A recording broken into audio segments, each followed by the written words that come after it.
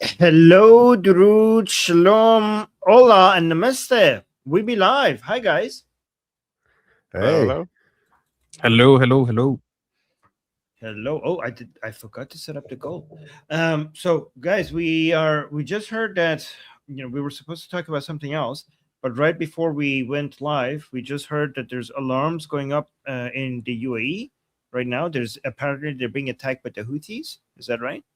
Let me just bring this Oh, up. is it Houthis? This Do we know? I, it's well, I mean that's what people are saying. I'm not sure. Sure. Here, let me put it on screen. Is this what it was? Hmm. Okay, so Yemen Houthis likely launched missile on UAE. Again, I'm not saying it's true. So first, this was so breaking UAE air defense system detected a missile threat, according to a post by the UAE defense minister on X.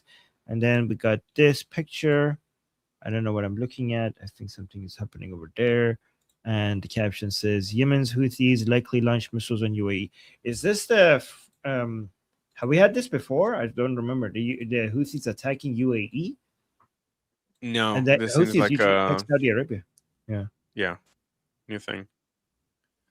So here's a confirmation from the National Emergency Crisis Disaster Management Authority in the UAE, saying UAE air defense system detected a missile threat targeting the country.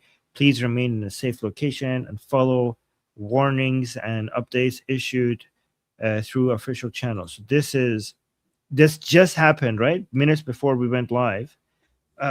Yeah. This is a big deal, right? Because this is in a confirmation of what we were saying before for a few weeks now, that the Islamic Republic is trying to make the war regional.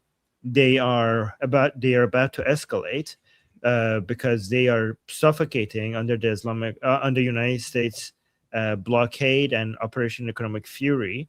They're completely isolated, so they're trying to get out of this. So they're trying to increase tensions across the region as a way to break the isolation, and they want to get more countries involved. So getting the Houthis to attack the UAE seems to be incomplete in a confirmation of that being the new strategy. We knew this is going to happen when Mushtaba Khamenei's office picked Mohsen Rezai and replaced Zolgat in the National Security Council. We knew that they're going to go into this direction. What do you guys think about this?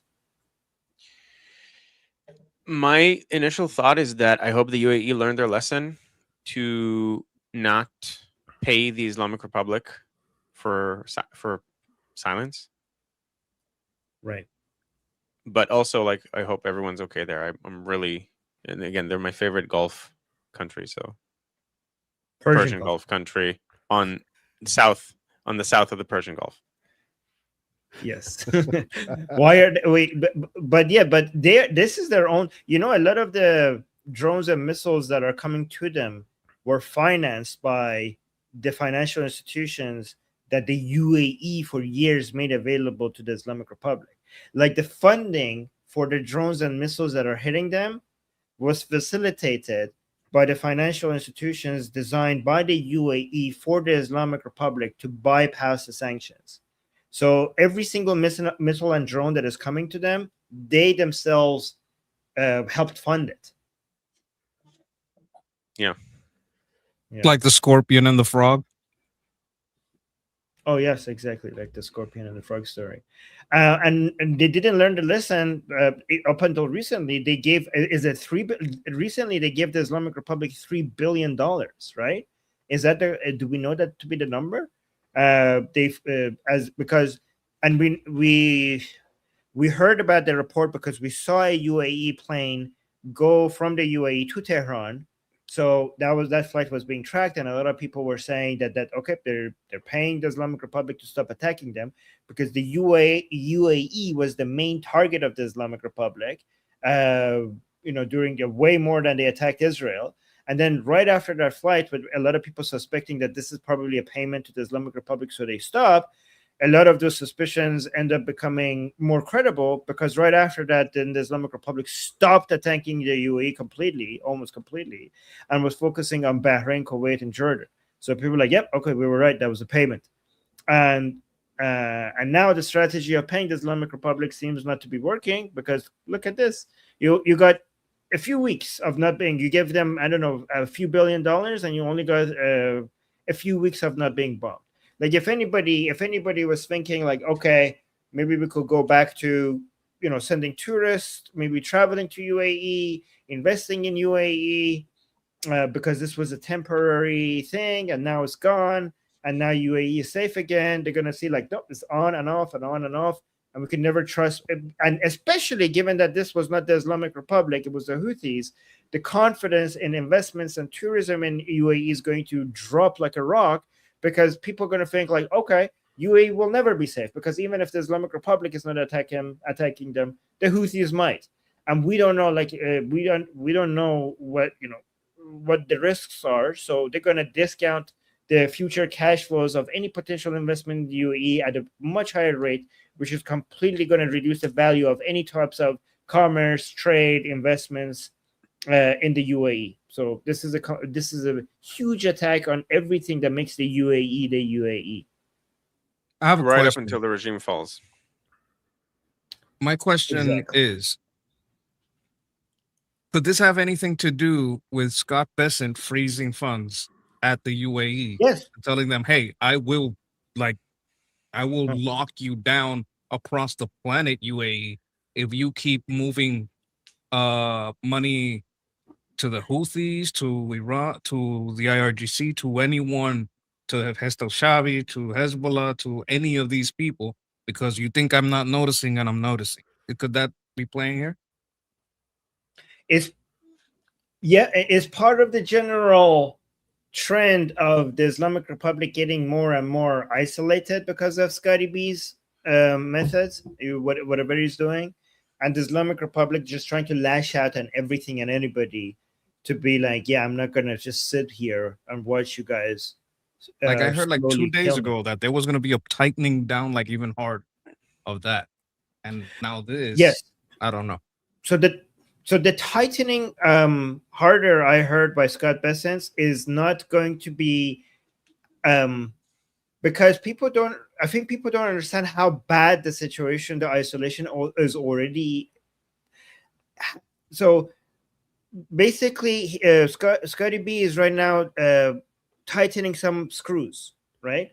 But most of what was supposed to be done to isolate the Islamic Republic has already been done, and it's more of a function of time for us to see the pain that the Islamic Republic is going to go through, rather than more isolation. The more isolation that Scotty B just added is just making sure that like there is no, like trying to make sure that there's no less loopholes, less ways to go around what already exists there. But what already exists there is enough, as long as they just keep, just maintain it. And just like, if they just maintain what they already have, most of the job has already been done. So, and this is the Islamic Republic is like, yeah, this is, I'm not going to be able to tolerate this. Yeah, but I think the Houthis just lost a loophole, and that might be like, oh, you're cutting me off? Okay. Right. Sid, what do you think? Yeah. Well, before I say that, I just wanted to understand what you meant by the loophole. That the monkey. What are you talking about? The Houthi loophole? They use shell corporations, and they use a lot of like nebulous, like Bitcoin, or not necessarily Bitcoin, but different types of monetization. And they get around going through a bank, but sooner or later they found out where that money came from. And if they tell that bank, hey, you got to close this front, you got to close this fake company, this shell corporation, that's a loophole that gets cut. All right. Okay. I got it. Yeah. So, I mean, I have a lot of sympathy for the UAE in this situation, or for all of the Arab states along the Gulf. I mean, this just seems like this is just Persian Gulf. The Persian Gulf. So do we have to say the Persian GCC? Don't worry. PGCC. That's channel policy. PGCC. channel policy.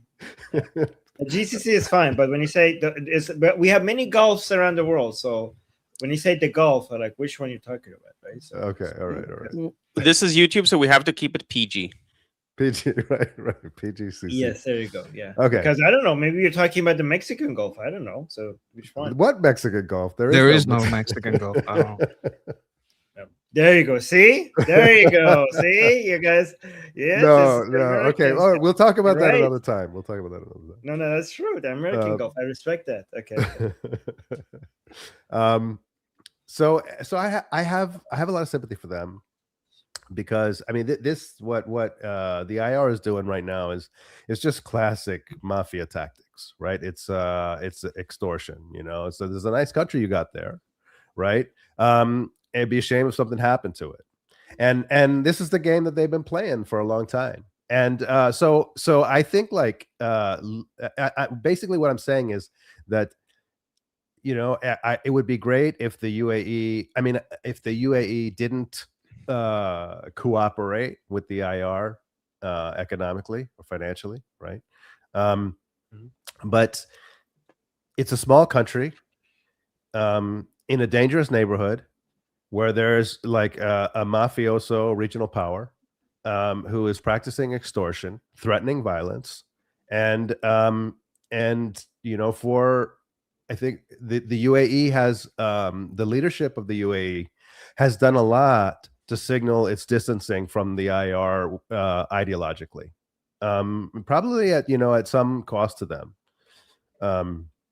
So I admire them for that, but I also have some sympathy. I say that the other thing I would say is that can I call it the Gulf War, or do I have to say the Persian Gulf War? Man, it's pretty easy to call it the Persian Gulf. I don't know why you guys. No, if you I'm don't want to call it. It's fine. I'm talking about the Gulf War. The Gulf War. Yeah, I mean, whatever, man. I'm just gonna keep calling it the Persian. But if Now I'm really confused. hard, Do you mean the Iraq War? Yeah. If you guys want to, call that the Gulf War. If Yeah, this the is Iraq really War. difficult for you guys, call it whatever you guys want to call it. I'm just gonna call it the Persian Gulf War, the Persian Gulf. But yeah, whatever. Okay, all right. It's not that hard, you know. It's not really that hard. But go ahead. No, I agree. It's not that hard, but there are certain instances where I would say, like intuitively, I would say the Gulf, the Gulf Cooperation Council, and the Gulf War. But I will learn my lesson. I'll practice it. Yes, sir. Okay. So anyway, I think the attitude post-war in America was very much like we overinvested in the Middle East, and we didn't get much out of it. And Obama came. When Obama came, he sort of like signaled he wants to reset and pivot to Asia, and it put Persian Gulf allies in a difficult spot, right? It put them in a difficult spot because it's like, okay, look, you guys worry about your own security, and it's challenging. Countries like Saudi Arabia and the UAE and Kuwait, that they're blessed with resources, with energy, and with financial leverage, but they have very small populations, and they don't really have real militaries. So I think that if they succumbed to the extortion, it is understandable from that perspective. Okay. All right. I do want to move on. So I think we covered this enough. I do want to move on to other stuff right away. Leo, thank you so much for the super chat saying, can we add Shock Pikachu face? What? To Liberty Politics emojis. Oh yeah, to Liberty Politics emojis. Okay, I'll keep that in mind. Isn't there already? Oh no, it can't be because it would be copyright. Oh, wouldn't we get it like a trademark issue? Like is okay. I'll see. Okay, we have to be careful. But thank you, Leo. Fiddlewear 50 Fitness, thank you so much for the jewels. All right, let me just go this one, and let me play this. There was major tension in the White House between President Trump and a reporter. I don't know what this was about, but let me just play it and see what you guys think. Mr. President, quiet. You're very disrespectful in front of this young man. Okay? Don't you find her disrespectful? He understands. Quiet. Who are you with? I'm with CNN. Fake news. I You're just wanted to fake follow news. up on this up. You're a loud, boisterous person. You're fake news. I was Be trying quiet. to find out if Be you had quiet. been talking Be to quiet. Kim Jong-un, if he had asked you You're a to fake scale back reporter, and you all the report fake military news. exercises. Go ahead. Mr. President, did he ask Wait, what? Can they do that? Can they just keep interrupting and talk like that? Like they can't kick them out? Like, what They is it? can and How they is this should. allowed? They can kick. I mean, This- I think it can kick them out. They can get kicked out, or they can interrupt. Mike, you said Mike. Well, okay, they can't physically interrupt because no one's gonna put their hand over her mouth, but security can't escort her out, and she can be like making a show of it and being really loud all the way out. You know what I mean? Wait. Sorry. I don't know why it was not pausing. Yeah, I just find it like it's crazy that I mean, I understand free speech and everything, but just coming in and just keep talking over him and needs to be quiet, and she's just like talking. I don't know. It's just like I think it's too far. Like if you're not gonna maintain order, then you shouldn't be allowed to be in here. Is that true? Am I like, making too? Am I exaggerating? Like CNN shouldn't be allowed to be here if when they're asking you to quiet, I'm talking to this other person. You keep talking over him. Look at this. He says be quiet, and she keeps talking. Look at this. I don't hear now. Wait, there's no sound. Oh, yeah. Sorry. I think you'll have to reshare. I You're just wanted to fake follow news. up on this up. You're a loud, boisterous person. You're fake news. I was Be trying to quiet. find out if Be you had quiet. been talking Be to Kim quiet. Jong-un, if he had asked you You're a to fake scale back reporter, and you all the report fake military news. exercises. Go ahead. Mr. President, did he She just keeps talking. Unbelievable. Anyways, I think if she you have knows it's any the last opinions on- time she'll be there. Mm. Yeah. I mean, to be fair, reporters do this a lot. Like in press conferences, you try to speak over other people. Like at the end of press conferences, you have a lot of rabble that never gets addressed. I think that's just the nature of the job. Like you try to get him to be aggressive enough to get him to answer the question. That said, there is a limit. Like there is a point where it crosses the line. So, I mean, I think, I would agree with Guy that this kind of the behavior of the reporter seems more or less like I would say common. I think what's uncommon is the way Trump responds. Like he responds in a way that's very different from other politicians. I know that there was a serious editing of the press pool. So it's like it had been sort of controlled by the mainstream media, and Trump's own like communications department made a concerted effort to change the lineup and to include more sort of independent and right-wing media in the pool. So I would say that I think that Trump also feeds on this a little bit. Like, so there's some political theater going on here where he enjoys the antagonistic relationship that he has with the media, and he thinks that it serves him. So yeah, I mean, I guess like my reaction is this is probably more normal, more par for the course type of interaction. And I would also guess that that this particular reporter will not be reprimanded and will probably be there tomorrow.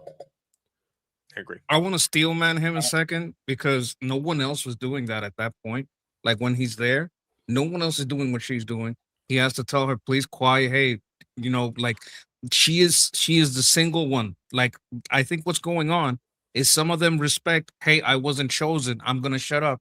And some of them insist on speaking over and like try to be picked after someone else gets picked.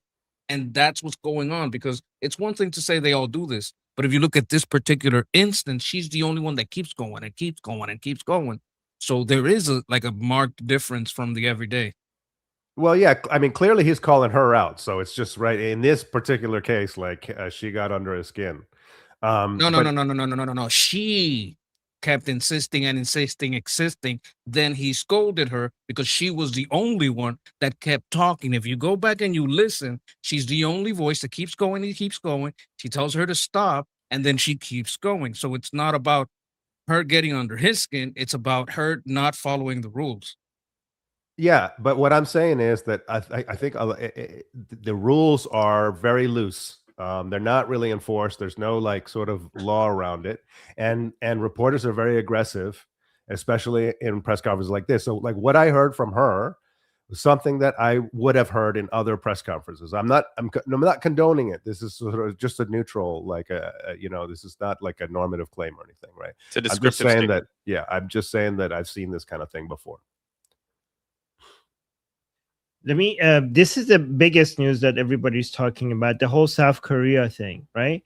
So everybody's talking about this in a way that seems like this is one of the biggest shifts in a civilizational shift, not just like a news. So as you guys know, President Trump mentioned that they're not going to be doing the same military drill that they did with South Korea at the same level, at least, and he wanted to cancel it completely, but it was too late. He mentioned that he likes Kim Jong-un, and they have a good relationship with him. And he also, South Korea failed to support the United States in the war against the Islamic Republic. They weren't there for them. So a lot of people are talking about this. And let me just play what President Trump said here. And so just to give the context, during the Obama and Biden time, there was a huge pivot to East Asia, and a lot of people assume that President Trump is going to continue that pivot to try to come out of spend less resources in the Middle East and focus on China's aggressions. And it seemed like originally, based on President Trump's picks, it seemed like that's exactly what he's going to do as well. But instead of doing that, President Trump seems to be more interested in pulling out of everywhere. And instead of leaving from the Middle East, he seems to be focusing a lot more on the Middle East to finish the job in the Middle East. And he seems to be more interested in the Dondro doctrine and focusing on the Western Hemisphere and slowly trying to pull out of everywhere. And just recently, when the USS George Washington, that was I think the last remaining main carrier strike group in the Pacific that is now coming to the Persian Gulf, and that means that there's nothing there anymore. Like there's nothing major is there around the South China Sea, which makes a lot of countries like Taiwan, Japan, South Korea, Philippines, Vietnam very nervous that America doesn't have anything there anymore. But some people are saying this is actually a good thing. These countries need to become more self-reliant in defending themselves, and this is actually going to encourage a lot of defense pacts between these countries themselves. Like, for example, we know Japan is now working a lot with South Korea and the Philippines to come up with their own defense pacts. And this is exactly what President Trump wants to encourage. Just like he started the Abrahamic Accord, just like the new defense pacts are being now formed. The Mecca defense pact is being formed in the Middle East. Japan is also creating a new defense pact. And also Ukraine is buying from NATO rather than getting charity from United States. And this is exactly the trend that President Trump wants. Anyways, let me stop talking and see what President Trump says here, and then we'll see what you guys have to say. Why hasn't Kim Jong-un responded to your request to have a conversation? How do you know he hasn't responded? Has he? Yeah, he has. Did you speak to Where them? are you in conversation? And very positive. Well, just so you understand with South Korea, look, South Korea has been protected by us for many, many years. And during my first term, they agreed to pay close to $3 billion a year for protection because they essentially weren't paying. And I asked them to do that at my request. I said, not right. They weren't happy about it, but they agreed. I asked for $10 billion, and they were very unhappy. But we agreed for a short term that it would be $3 billion, and next year it would go up, and the next year would go up. So they start paying for their protection.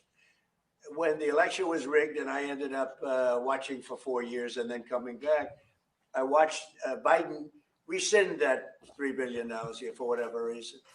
When I called recently, president of South Korea, who I like. I think he's very nice, actually. But I called him. I said, would you like to give us a little hand? We don't need help with Iran, but if you'd like, give us a hand with Iran. He said, no, thanks. And I said, wait a minute. We have 39,000 soldiers over there guarding you from Kim Jong-un, your next door neighbor, and you're not going to help us on a very easy military operation in Iran? That's strange. No, we'd rather not get involved. I say, well, why are we involved in helping you? So, and I want to help them, but you know, when you ask somebody, would you like to give us a hand? And they say, no, thanks. And then we're guarding them from a country and paying ourselves billions of dollars, costing us billions and billions of dollars to protect not only them, but other countries. Look at NATO. We spend hundreds of billions of dollars protecting Europe from Russia. Hundreds of billions, mostly from Russia, but from other things too. And then they say, well, they don't want to get involved with guarding the strait where they get most of their oil. They get 50% of their oil, and they don't want to get involved. Why are we doing it? So all I want is fairness. And South Korea, I get along with them very well, but they were paying $3 billion a year. And then they convinced Biden that I was probably a bad person and they shouldn't, and he immediately rescinded that order. So we were getting paid. We would have been getting paid a lot more, but we can't go around and protect all of these countries, especially when they're not there to help us. Thoughts? So I have a couple of thoughts. Sorry. One, we have to take into account the recent change in governance in South Korea, which is way more of a socialist government now, and actually not as aligned with the West as you would want. In that case, well, okay, so like we don't owe you protection. Another thing is that Trump has calling cards in his diplomacy. One, never attack the person. Always, I'm great friends with the person. I love the person personally, but ... And the other is to use a big stick. I don't think that this is the end. Like, this is not the final decision. This is a part of the negotiations that Trump uses. Like, he uses tariffs. Like, he puts tariffs on people and then immediately rescinds them. He was going to take 20% from the Gulf and then eventually ended up doing something else. This is the this is the starting offer to get them where he actually wants them to be. And they need to understand, this government, this relatively anti-Western government, that like, we could just stop protecting you. We could. Hopefully we're not going to, but we could just do that. Like, that's an option that we have that's on the table, and you need to take that into account with regards to how you treat us and deal with us. This is something that I think Netanyahu does really well in dealing with Trump and with America in general. And like, he knows to be forceful in places where he has to, where he has no other choice, while also giving up things that he's able to show goodwill to the Americans. And I think Europe and a lot of the people who have mooched off of America for a long time have become spoiled. And they need a kick in the ass. And I think, like, if this is the end of whatever this is, then that's not good, because you do want to keep Taiwan, like, for the West's own self-interest, if nothing else. You want to keep Taiwan protected. I just don't think that this can be judged as a final step. And another thing, I do think the strategic ambiguity about Taiwan is still in place. They're not going to allow Taiwan to be attacked, but they're not going to say explicitly, we're going to fight. Like, the doctrine is strategic ambiguity. Yeah. The only real partner that they have right now in the East is Japan. This is something Jose and I had a conversation about this in the stream that I just finished before coming here. Subscribe to the channel, by the way, link in the description. Links in. Yeah, guys, links to Guys and Monkey's channel are in the description. Go on. Like, right now, the only real ally that the U.S. has in the East is Japan. And Japan has also been appropriately bolstering up their military, which up until recently they were not allowed to have as a consequence of World War II. But the area needs a, like, Trump is shaking the box, I think, and to create better conditions, and for South Korea to align, like, they have to stop assuming that they hold the cards and that they have the power, because they don't have either. And the US doesn't owe you anything, and you need to pull your own weight as part of this alliance that nevertheless should stay existing. Makes a lot of sense. And I think a lot of people underestimate how much leverage the United States has, because there are a lot of people on the other side that are saying, like, oh, this is going to make our allies not work with us anymore. We're going to lose our leverage. I think people underestimate the dependency on the U.S. military for security by a lot of these countries. But said Monkey, do you guys want to? Yeah, like U.S. has a lot of allies in the Indo-Pacific. I can list 17 that are on joint operations in RIMPAC. And RIMPAC, 30 nations, 30,000 personnel, 30 ships, 5 submarines, 190 aircraft train under the U.S.-led exercises. Balikan 2026. This is all 2026. 17,000 troops, U.S., Philippines, Japan, Australia, New Zealand, Canada, France. I don't know what they were doing over there, but they were over there. I think they have some territories or something over there. Cobra Gold. This was also in 2026. Thailand, Indonesia, Japan, Singapore, Malaysia, and South Korea. Like, he just pulled out of this after they have been doing this together all year, like up until now. Like, they have had a whole bunch of joint operations. He just pulled out at the last one and said, "Hey, you didn't help during Iran. You haven't helped us with Iran." I think it's about that. I don't think it's about wanting to pull out, because he's not pulling out of any other nations. And I have like 17 nations here: Japan, Philippines, Australia, India, South Korea, because they just did a whole bunch of exercises together. He just pulled out of this last one. Thailand, Indonesia, Malaysia, Singapore, New Zealand, Brunei, Bangladesh, Mongolia, Papua New Guinea, Sri Lanka, Tonga. Like, we are up in there. Like, to say that we're isolation, like we don't got any other allies there and we're isolating and we're going with the Donroe Doctrine and fuck everybody else, that goes completely against what Heg said. We reported on this. We showed them all together on stage. RIMPAC, remember? We had we did a whole show on, well, not a whole show, but a large segment on it. Like, we're not pulling out. This is precisely about punishing any nation that does not help with Iran. That's why he also mentioned NATO, because NATO has nothing to do with this. Sid? Yeah, a lot to say here. I mean, I think so. I'll just say, to start off with, when I hear Trump saying this, it hurts me. Like, it bothers me. Okay, I think that like, you all made great points about justifying why, and it also, so it bothers me because I guess, like, I have an emotional attachment to American military dominance, right? And Trump is not very diplomatic. He's not a great diplomat. Okay, so the way that he words things, it's like, it's not my favorite, right? I would like more, at least a public encouragement rather than scolding. But I would say that, like, we are in a changing global security landscape, and I think that Trump's moves, even this kind of in politic language, it does make sense in this changing security landscape.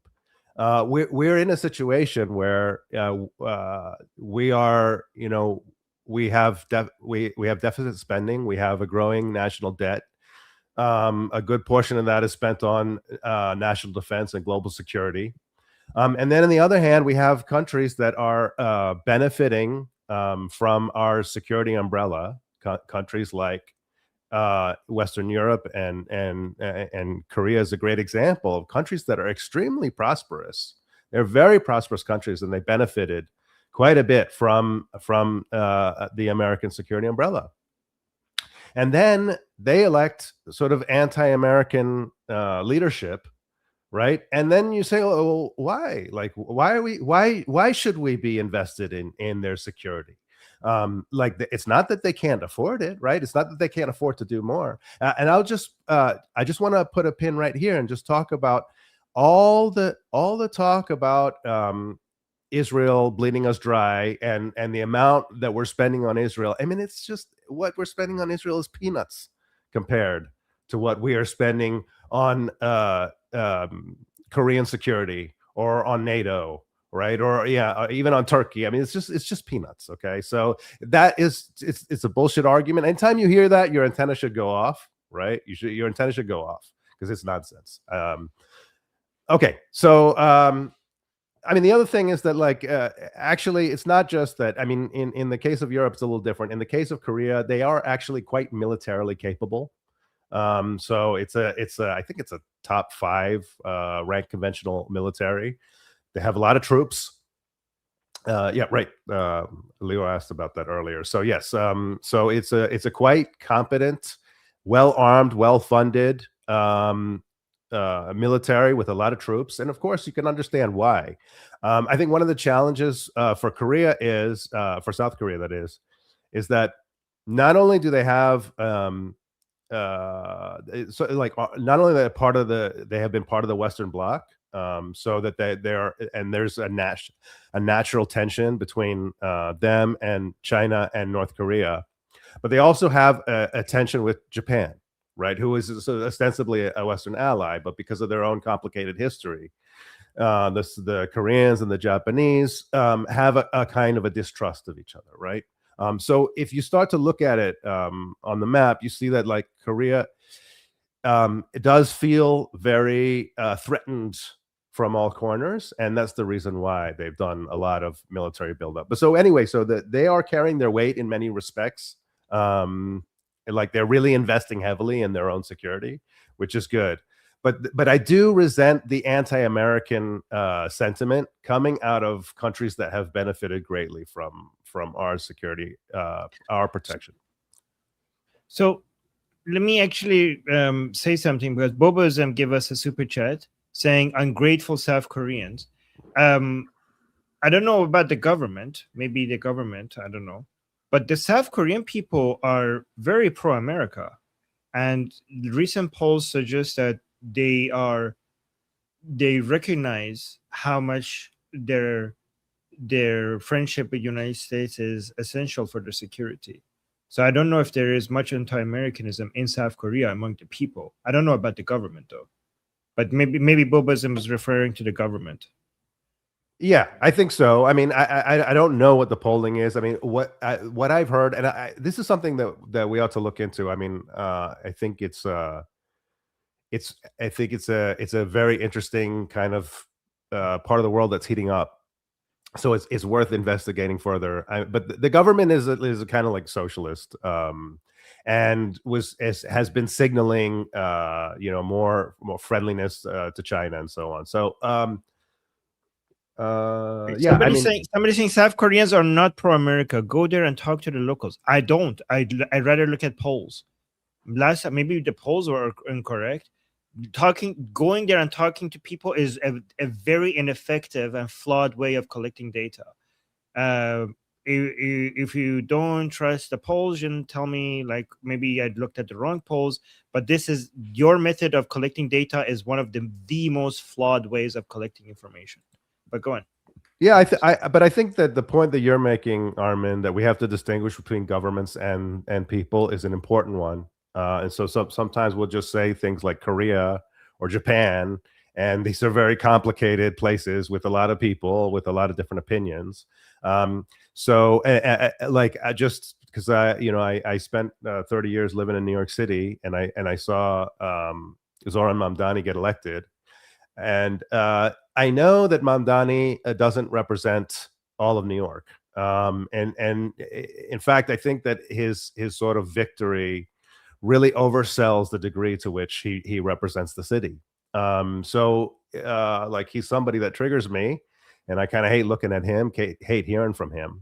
But I'm not going to condemn the city, based on just him and his supporters. So even in a democratic process, one of the things that we're dealing with is that the left is very good at organizing. And in the process, last point, because I want to make sure we get to more stuff, but go on. Okay, so yeah, so anyway, so the point is that because they're good at organizing, they're often able to gain power in a democratic system without strong democratic support, or they are often able to get power disproportionate to their support. Can I We got just another can I just super say chat. one thing? They had 117 precincts who had their turnout data pre-inscribed. There's a lot of things about the socialist takeover that's very fishy. All right, we're derailing the topic. That was not the topic, but let me just we got a super chat from Bob The saying they are socialist so government was the obnoxious. topic. No, okay, I'm reading a super chat. Okay, so we were talking about Ukraine, and when I'm reading a super chat, don't interrupt me, please. Bob, thank you so much for your super chat. Saying he's talking about the previous video that we were playing regarding the reporters being obnoxious. Bob is saying they are so obnoxious now. They no longer have respect for the president of the United States of America.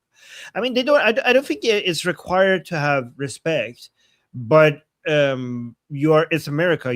You're free not to have respect for your president, but they are supposed to maintain order.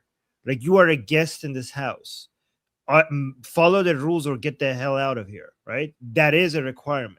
It's not a violation of your free speech if you get kicked out of an area because you're violating the order in that area. But yeah, I don't think respecting the president is required, but respecting the order should be required. But I see your point, Bob. And who started these comments? Okay, no, we're not. We're gonna do that later. Okay. We're gonna do Mamdani later, right? All right. Because we're still on the Ukraine stuff. But let's because I'm gonna respond to this, because this is the main news everybody's talking about. Who is this guy? You guys know him? This guy is Adam Kinzinger. Am I pronouncing it right? But he's a big deal apparently. Former GOP congressman. So this video. Oh yeah, I remember him. You remember him? Okay, so this video went viral. Let's listen to him. Guys, this is genuinely insane.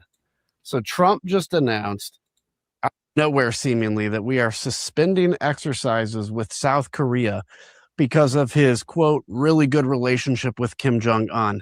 And then he made the point that South Korea didn't participate in the Iran war. Now, I'd also like to remind you at this moment that North Korea has been supplying Russia with ballistic missiles to strike Ukraine. They've sent 50,000 soldiers to fight and are sending, by some reports, up to 60,000 soldiers now to fight against Ukraine.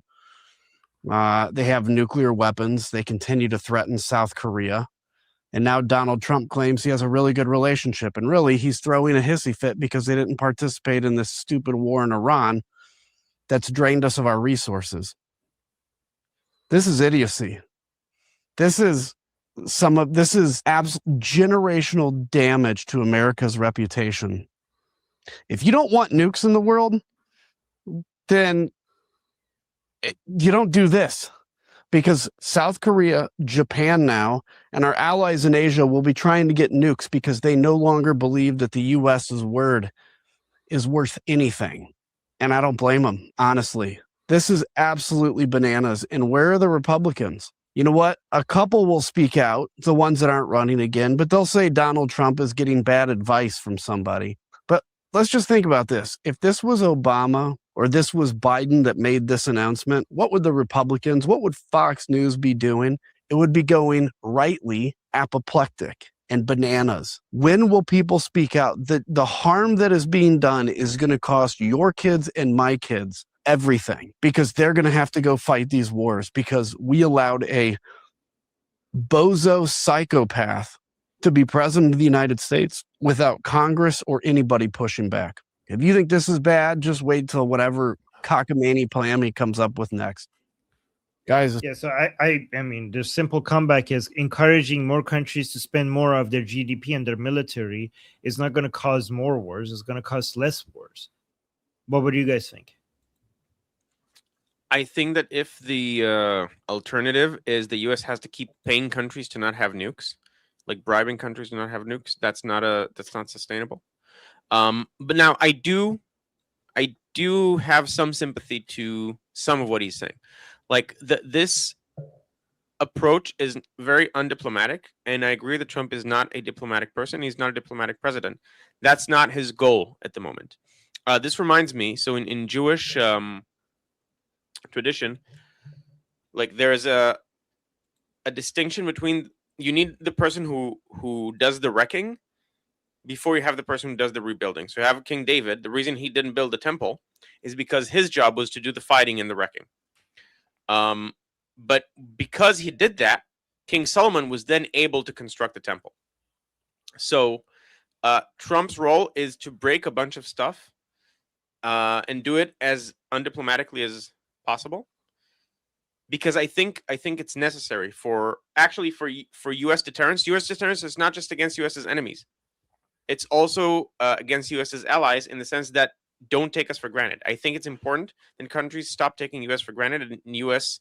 Led order for granted, because it could disappear, and you need someone who's willing to say it, to be a good poker player and a good deal maker that would actually put on the table the option of, oh, we're just gonna stop supporting you then. For them, like, it's good that they'll think that they have to be self-sufficient, and that whatever U.S. backing they have is provisional. It's not just there, and you can just ignore military spending in your budgets, which is what NATO did. And then invest everything into welfare and so on, and then you have to import people, and that's how you got into this mess in the first place. You have to be self-sufficient as a country, and not rely on handouts. And I think, and I hope, so if, let's say, Trump does this term, he reshapes the world. Hopefully, we get President Rubio next, and President Rubio will be able to recreate the actual strong diplomacy that will then be possible through the wreckage of the things that the bad structures that Trump destroyed. But I do agree that this is undiplomatic. I don't think they're just going to, okay, well, then we're going to build nukes. I don't think that's there are several steps before then. There is a risk involved in what Trump is doing, I think, is what I'm saying in terms of what I agree with. There is a risk, but I think it's a necessary risk for America to not be like the country that the whole world leeches off of. Okay, I think monkeys. there's a false equivalence between being nice and being diplomatic. You don't have to be nice to be diplomatic. Sometimes part of diplomacy is go fuck yourself, right? Like this thing, oh, he's not diplomatic. Why? Because he didn't use soft words. He didn't use flowery purple language, so it wasn't nice. No, the type of diplomacy that's going on here is, hey, you better pay me. And if you don't pay me, you're going to be alone. I got a lot of friends. I might just make friends with your fucking enemy if you don't got that money. So you better have my fucking money. And as far as your cheated fucking socialist piece of shit stolen election, you better fix your shit. Sometimes that's diplomacy too. Yeah, so it's probably not really much of a surprise, but I guess I'm more in line with Guy on this. I do think that we're in a kind of a populist moment. So our politics, and this is not just in the U.S. but around the world, our politics are being impacted by a real frustration of the status quo, which was historically quite a peaceful and prosperous period, but there was still a lot of frustration, and so like I'm reminded of this this speech that I think it was Mark Carney gave at the World Economic Forum, talking about how the post-war order was a myth, and like we were just giving it lip service, but it was never really true. And I think that what I'm hearing from Kinzinger is that he was a believer. He was a true believer in the myth. And I was, right. I admit to myself being a true believer in the myth, right? That America's America's foreign policy is built on values and moral commitments rather than a national interest. And the problem is that, like, okay, I think that values are important, but interests are also important. And what we can't do is we can't sacrifice our interests for our values, right? We can't just continue to sort of deficit spend in order to, to advance values. It has to be sustainable. And so, but the problem is that, like, nobody was willing to confront that. So what we got in Trump is we got somebody willing to confront it, and he does it in a very sort of reckless way. He uses reckless language, which I think can be very alienating. It's alienating for people like Kinzinger, who are believers in the myth, and it's alienating for foreign governments as well. But it probably has to happen. I would still prefer that it happen with other language. But the situation is that we had structures that were unsustainable, and the question is, who is going to be willing to do it? And I think my suspicion is, this is total counterfactual. My suspicion is that it wasn't going to come from somebody who didn't have the sort of reckless abandon that Trump does. Exactly. Okay. Interesting points from both sides. All right, let's go to you. I saw you start some comments. Do you want to? I don't know who started. Yeah, Whoever started. I Do you did. want to quickly respond to them? Yeah, okay, go ahead. So Jodo is saying, fun fact, the Talmud is a bestseller in South Korea. Even the government insists it is good for you and has included it on the curriculum for primary school children. Look it up. So this is partially true.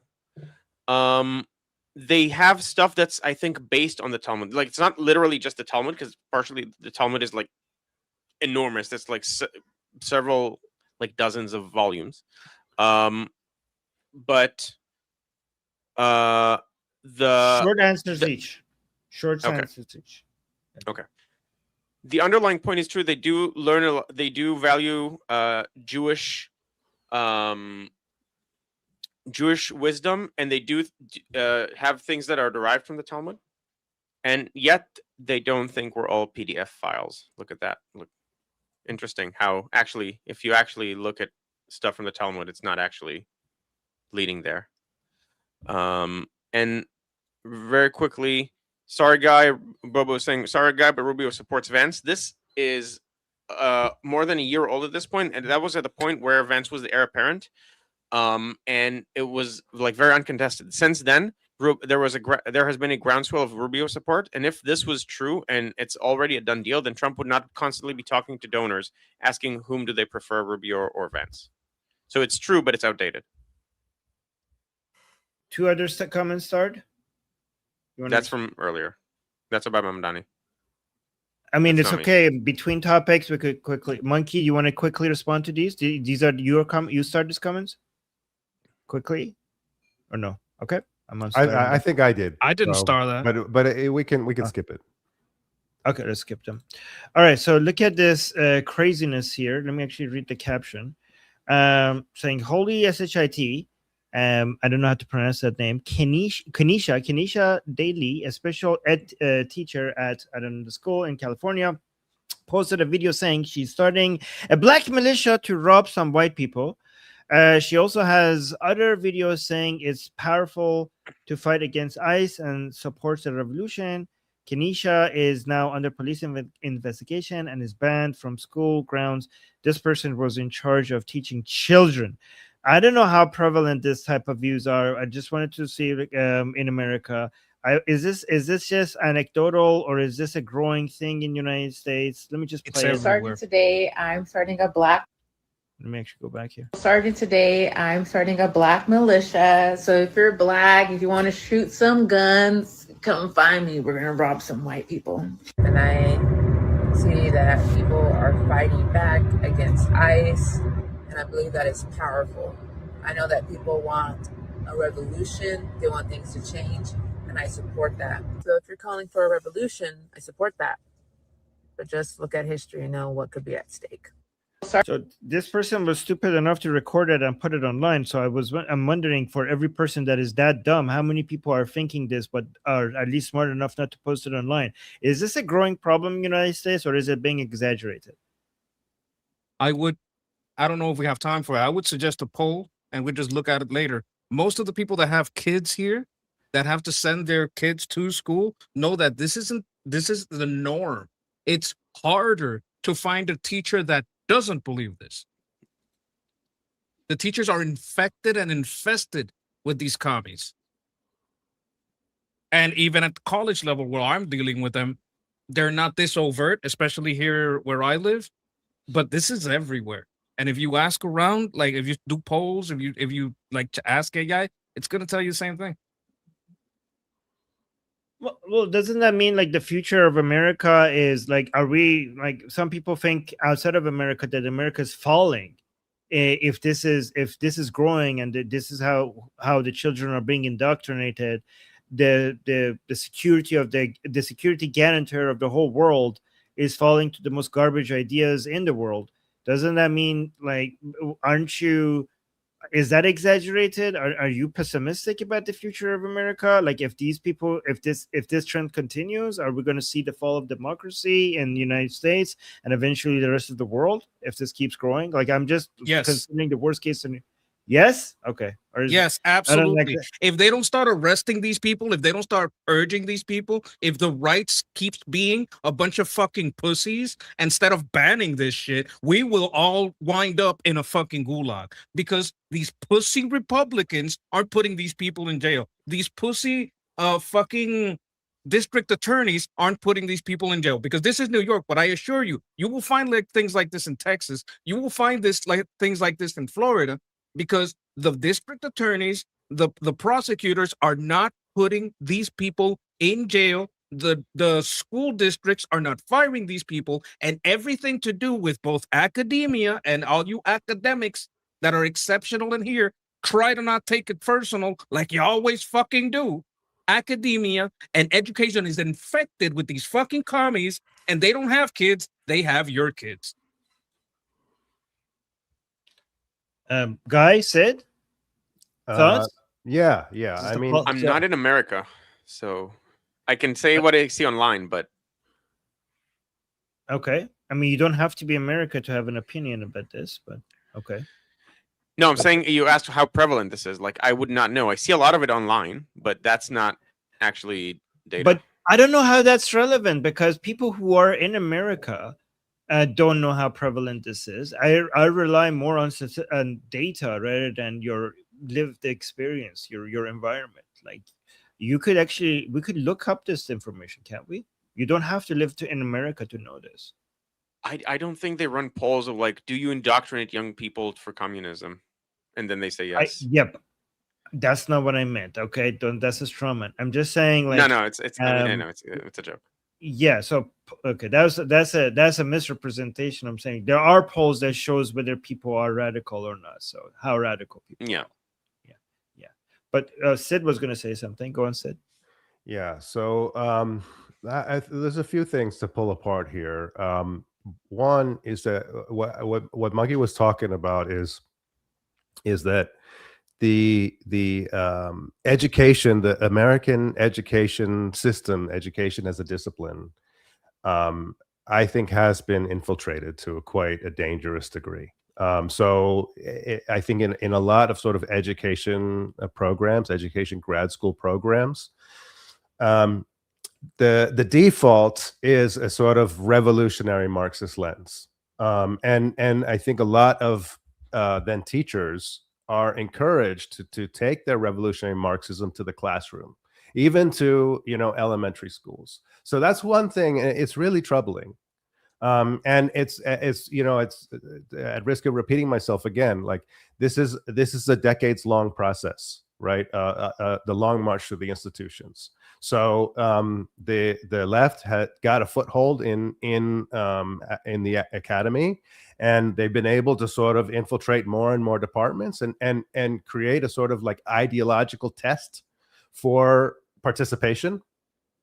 And even, so like I've seen many examples of this, about people who don't sort of don't share the revolutionary Marxist ideology, butting up against their own professors, and oftentimes like getting sort of discouraged from pursuing their degrees, or getting marked down, getting worse grades because of ideological disagreement. So like this is all very illiberal. Is extremely illiberal, but there is a sort of it is impacting the training program for education. So that's one thing, okay. And what I'm saying is I don't think it's an easy fix. It's a sort of we're at a diagnosis phase right now, and we have to sort of figure out how we're going to rebuild the institutions, or get new institutions, or really rethink education. And there are possibilities for that, but it's not an easy job. Okay. Now, the other thing I want to say is that this particular woman, you said yourself, Armin, that like she was dumb enough to video it, right? She was dumb enough to broadcast this, and yeah, part of it is I actually don't know if it's dumb in the sense that actually there's a lot of social rewards. So what she's saying, right? What she's saying is like, okay, I want to start a militia. I want to rob white people or whatever. What I think that's what she was saying. I want to shoot guns and so on. This is a race specific militia, right? So I'm looking for black people to shoot guns and rob white people. That's what she said. So she's explicitly racist, explicitly violent, explicitly extrajudicial. And then now she's broadcasting it, right? So the thing is that she can do this because she doesn't think there's going to be any repercussion, right? No professional repercussion, no social repercussion, because this is her milieu. She's not the only one. There are many people who do this, and there's layers and layers of people who will defend it. Okay, and so that's a huge problem, and I think that it's so. But the other side of it, like the flip side of it, is that it also reveals that it's not serious. This is a kind of a social media performance art. She is posturing. I mean, I'm guessing. Okay, I may be wrong, but I'm guessing that this is a kind of a social media performance art. She's posturing, and she knows that she's going to get rewarded for this. And she's going to get even rewarded by white people. Okay, there's a lot of white people are going to look at this and be like, "Yeah, that's cool." And the reason why is because it's sorry. Let me read this to you. Look at this. Scientific polling indicates severe and growing ideological polarization across the United States. Data from the late 2025 shows a significant historical surge in left-wing extremism and anti-government incidents.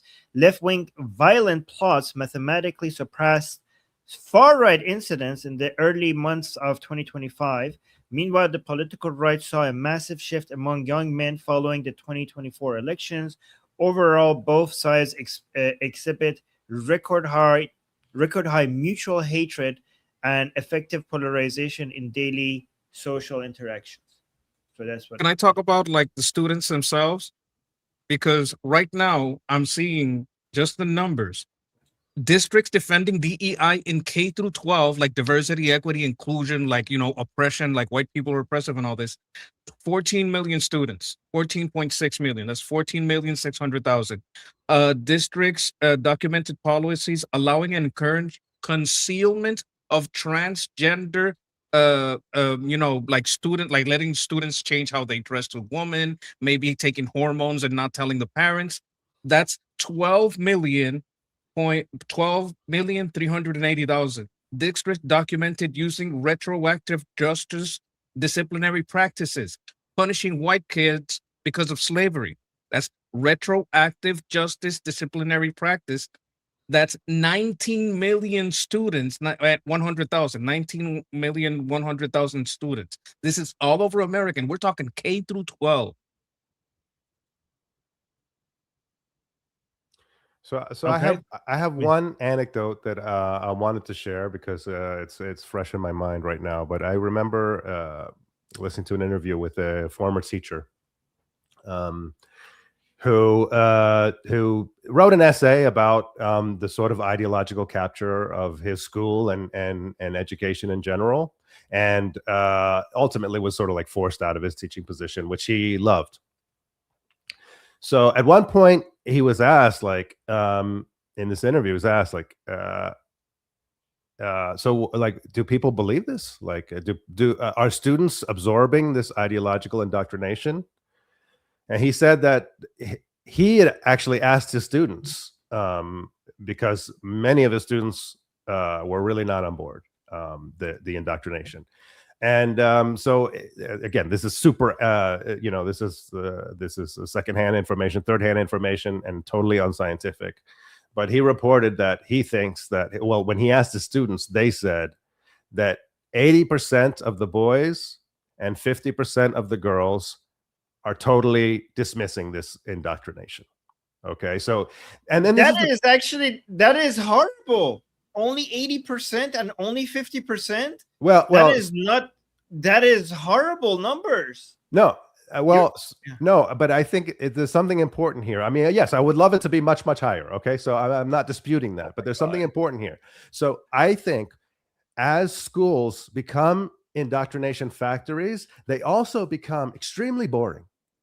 Okay, they become extremely boring when you are expected to always echo a particular ideological line. Then it's just not engaging. And I think that I don't know. I actually think extremism is more fun to young kids than the status quo. Oh yeah. So I think it's actually I think young kids, like, especially in teen years, they love rebellion. They love revolutionary language. No, but this is not rebellion. This is if we're saying that the school is taken over by a particular ideology, then it's no longer rebellious. It's conformist. Yeah, but I mean, to them, the narrative of us fighting against evil, fighting against Western imperialism or global Zionism, it sounds, or white supremacy. That's that sells. That sells. No, I don't dispute that it sells, but I do think that, look, I want to say I don't dispute that it sells, and I'm deeply troubled by it. And I think that the potential impact is huge. Okay, so I don't want to dismiss any of that, but I do think that there are some internal limits to this kind of ideological indoctrination. And you're trying to give us hope they do buck back. Well, no, I will say, like, we can't just wait around, right, for this to fail, these projects to fail. I'm not suggesting that at all. I'm suggesting that our opponents have last thought, I want to ask Guy. to... Guy has been waiting for a long time. So last thought before I'm going to ask Guy something, but go on. I'm suggesting that our opponents, our political opponents, have weaknesses, and we need to learn to exploit them. That's it. All right, Guy, aren't you, as an Israeli, because my guess is that she's not a big fan of Israel. I think that's safe to say. I think that's a fair guess. Right.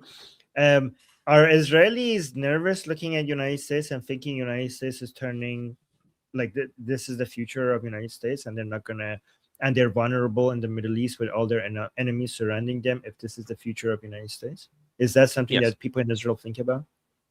Absolutely. And it's something I personally think about. There are problems with the US that make me think that in like a generation or two, if it moves in the same direction, which I hope it doesn't, like, trends that are bad have, like, they end. There's Scott Adams has the Adams law of slow moving disasters. When you have a slow moving disaster, it's probably going to get fixed. You shouldn't expect it to stay linear. But having said that, if this continues, then you're just not going to have an American empire. It's going, like, the project is going to become much weaker than what it is right now, and the world is going to have to learn to deal with itself. Now, having said that, is this an existential threat to me as an Israeli? Not really. Partially because Israel has started disentangling from America. We have our alliance with the rising power India. We have other alliances. We're a net exporter of weaponry. We have the most innovative weaponry in the world, especially defensively. That's also going to be very easy to maintain. So because this is something that's going to take like a generation, Israel is going to prepare accordingly. And hopefully, presumably Iran will be free by then. Then we'll have our regional alliance that's very powerful. And as you know, I'm a friend of the Lion Alliance, which is Israel, India, Iran. And I think that actually has enough power to be a superpower as an alliance, if everything goes well. But I fear for America because America is a force for good in the world, and I want America to succeed for the world's sake. But there are problems, deep, entrenched problems in American society that are caused by like its democracy being taken advantage of by the enemies of democracy, like because the democracy works because it relies on the populace. But if you manage to infiltrate and brainwash the populace, then that's much worse. Now, you do have forces that are counteracting that. You have like TikTok, the American TikTok algorithm is being saved by the Ellisons, and other people like Oracle and other people have managed to take TikTok and make it less pro-commie and less like pushing CCP narratives. You also have a battle that's going on for media. So you have the right, but you also now have sensible people who are starting to get into the media game, who are trying to restore media to actually being media and not brainwashing. And so there is a fight, and it's ongoing. And I wouldn't count out like a counteraction. But this is a worry to Israel. And by the way, Israel didn't have American help until after the 6-Day War in 1967. And so Israel is very capable of taking care of its own situation. It's just we're now hedging in a way that, assuming the worst happens and America falls, that we will still nevertheless be okay. Yeah. So what I would say, just strictly from an American perspective, is that I think America is absolutely worth fighting for. And America has many things, many advantages, many opportunities, many things to be proud of, many things to be optimistic about. But we have a soft underbelly, which is the sort of intellectual class, and that intellectual class has been corrupted through a decades-long campaign. And this is a real challenge. But America is not the only country with challenges. Okay, there are challenges everywhere. Everywhere you look, there's challenges. All of our strategic competitors have challenges, and I would argue that many of them have worse challenges. But this is a big one, and I feel like actually this is sort of like it's become something really personal for me, because I think that Americans have been demoralized by this, and that's the intent. The intent of this project was to demoralize Americans, to make them feel ashamed of their history, and to feel to lose confidence in the future. And it's built on so many lies and so many lies of omission.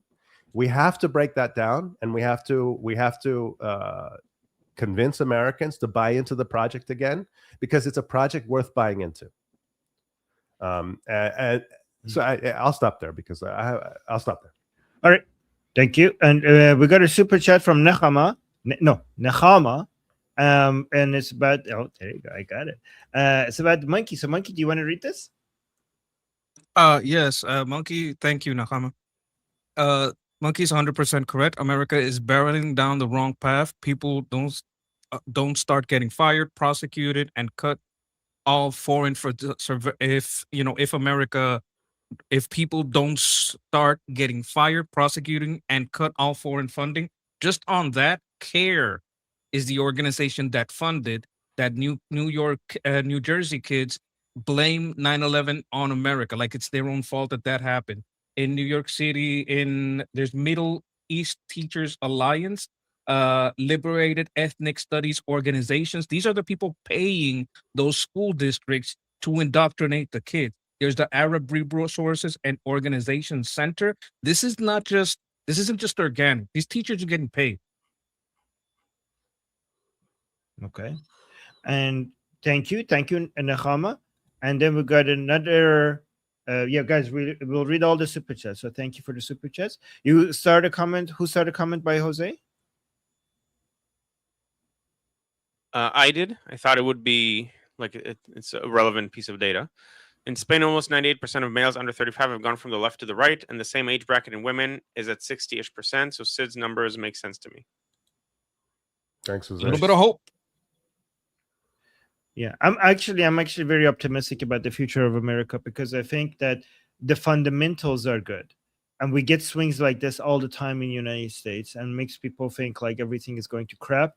But United States has such strong fundamentals, and I might be a bit too much of an economic essentialist, but not like a commie, more like a capitalist. And I think like if you look at the fundamentals, United States is set to become so much more prosperous, and you'll be surprised how many of these problems gets fixed because of higher prosperity. But I might be too optimistic. But I do believe in the future of America. Yeah. Do I have time to jump in on that? Yeah, just quickly because I want to go to this next video. Yeah. Okay, so let me skip it because I don't think I could do it quickly. I want to clarify something that came up in the chat. So someone said this coming from the guy who said he would vote for Shapiro over Vance. Yes, but like Shapiro is pretty much the only Democrat I would vote for over Vance. So, and specifically because he is not part of this demoralization campaign. I think actually Vance is a bit more of a demoralizer than Josh Shapiro. And so that's why I would support him. But I mean, that doesn't, people seem to think that implies something that it doesn't. Aren't they trying to kick him out? Usually I start a comment. Usually we don't read comments from Jew haters unless they pay this Zionist channel. But I think this is so good because this Jew hater who like aggressively is pro-Islam and anti-Jewish is saying And IRGC, God pro bless. IRGC as well. I pro IRGC. Yeah, pro IRGC keeps putting IRGC hearts. It's saying God bless Mamdani. I'm so glad you're saying that, guys. Look at the type of people who support Mamdani. The person who supports the Islamic Republic that keeps putting hearts next to IRGC supports Mamdani. Thank you so much for putting that in the chat. It's good to show people that. Yeah. Oh, and we also got 50 over 50 fitness. Thank you so much for the Jules. Appreciate the support. Thank you. All right. So I wanted to, because we did too much America, and the Israeli here is like, I'm not American. What are we talking about? So I'm going to do an Israel. So I'm going to do an Israel related one for Guy. Oh, he's not even noticing what I'm saying. Okay. So No, I noticed.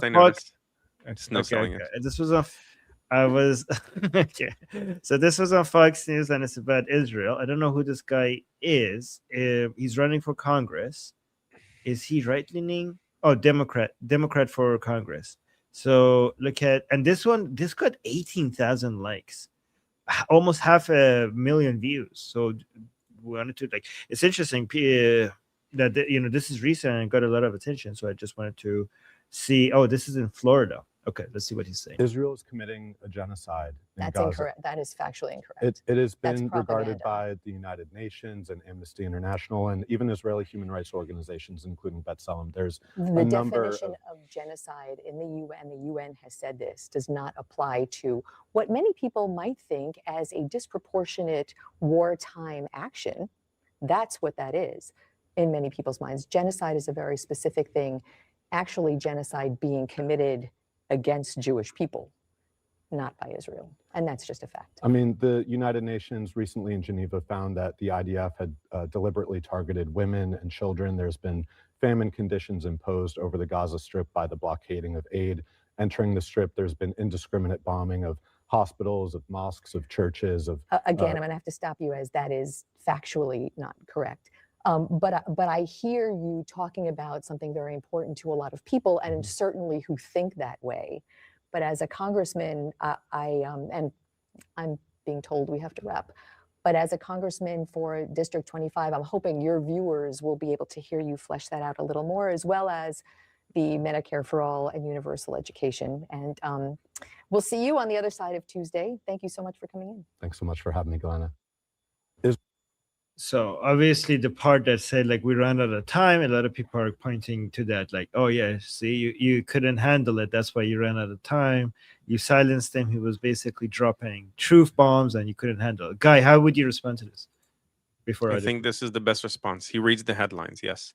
Like this is all, oh, look at all that. A lot of it was CNN reports based on sort of like, what's the source? This is bullshit. This is all low information, low level of analysis bullshit. Like there are, unfortunately, human rights organizations in Israel that are so deranged about their own government that agree with this. There was, I think, a B'Tselem report that is called "Our Genocide." It's just that the data doesn't bear it out, and we've seen the data. I've shown you the graph, and by the way, I made it easier to get to. All right, I won't do it now. But like, if you actually look at the data of the number of deaths, even if you take a very conservative analysis of how many of those are combatants, this is just at the least a relatively decently fought war in terms of combatants to civilians ratio. And at the more likely scenario, it's insanely unprecedentedly great at protecting civilians. And to the point where actual military academies invite Israel on to explain about the war and how they managed to avoid the civilian casualties. Like posting this video and superimposing clips of news headlines that you saw is not actually data. Just to be clear to this moron. But yes, make your entire campaign about Israel, please. I'm sure all Americans really care about that as their main topic. Isn't it like right now a winning strategy though? Like it seemed like it's working out for them for getting a lot of. So this is someone who has an illness. Look at she's more thin than her mother. Like, is her mother not feeding the child? Is the mother preferring herself over the child? This was proven to be an illness. Like this was investigated because we don't see this in Gaza unless you're ill.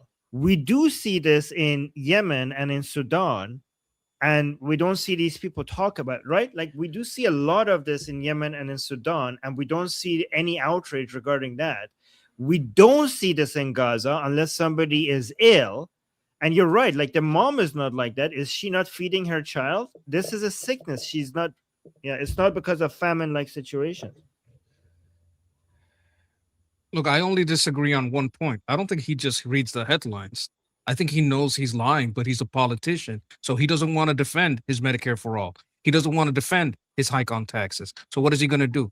He's going to talk about Israel, and he's going to trap anybody into responding what he says about Israel and not having to respond on what he's going to do for the people that elected him. Because I assure you that the people that are electing him in South Florida don't live in Gaza. That's the trap that they use. Let's make them talk about Israel so I don't have to talk about my policies. But would they vote for someone whose whole policy portfolio is, I don't like Israel, but I can't actually do anything about it because I'm just a congressperson? Well, they don't want to talk about their policies. And if they can escape that scrutiny long enough, because everybody that interviews them falls into the trap of defending Israel and says, forget about Israel. Aren't you being, why are you talking about, this would have been my question. Why are you still talking about Israel? I thought you were here for South Florida. Why are you talking about Gaza? I thought you were here for South Florida. How are you going to solve South Florida? Is your answer every time you're asked about Medicare for all going to be a talk about Israel and Gaza? Is that what you're going to do? Are you going to actually help the people in your district, or are you just going to endlessly talk about Israel and Gaza to avoid any scrutiny about your policies? That would be what I would have asked her if I would have asked him if I was that reporter. Yeah. So they're I mean, I'll tell you what they're gonna say. They're like, I am speaking for all Americans because our taxpayers is being wasted on a genocidal country committing genocide in the Middle East. So this is What are you as a me. congressperson in Florida going to do about it? No, where are your Like this, taxes it's not gonna even a go? senator. I'm gonna vote against any policies in Congress that keeps making this, that supports this, and I'm gonna use my platform in Congress in my to bring more attention into this, and stop endless wars for the sake of a genocidal regime. Okay, I'm gonna Congressman, so stop you're fight. just going to evade the question about how are you going to factually do this, and you're going to keep talking about Gaza and about Congress having some nebulous federal savings that you claim you're going to make, but you're not going to tell us on the ground how are you going to make our taxpayers work locally in our schools? Can you talk about what money you're going to put in our schools? Not where you're going to get it, because anything you save in the federal budget isn't going to come to our school district until you do something about it, and you don't want to talk about what you're going to do about it, are you? You're just going to keep talking about these nebulous ambiguous savings by advocating for Israel and Gaza and not about Florida. Is that what you're going to do, Congressman?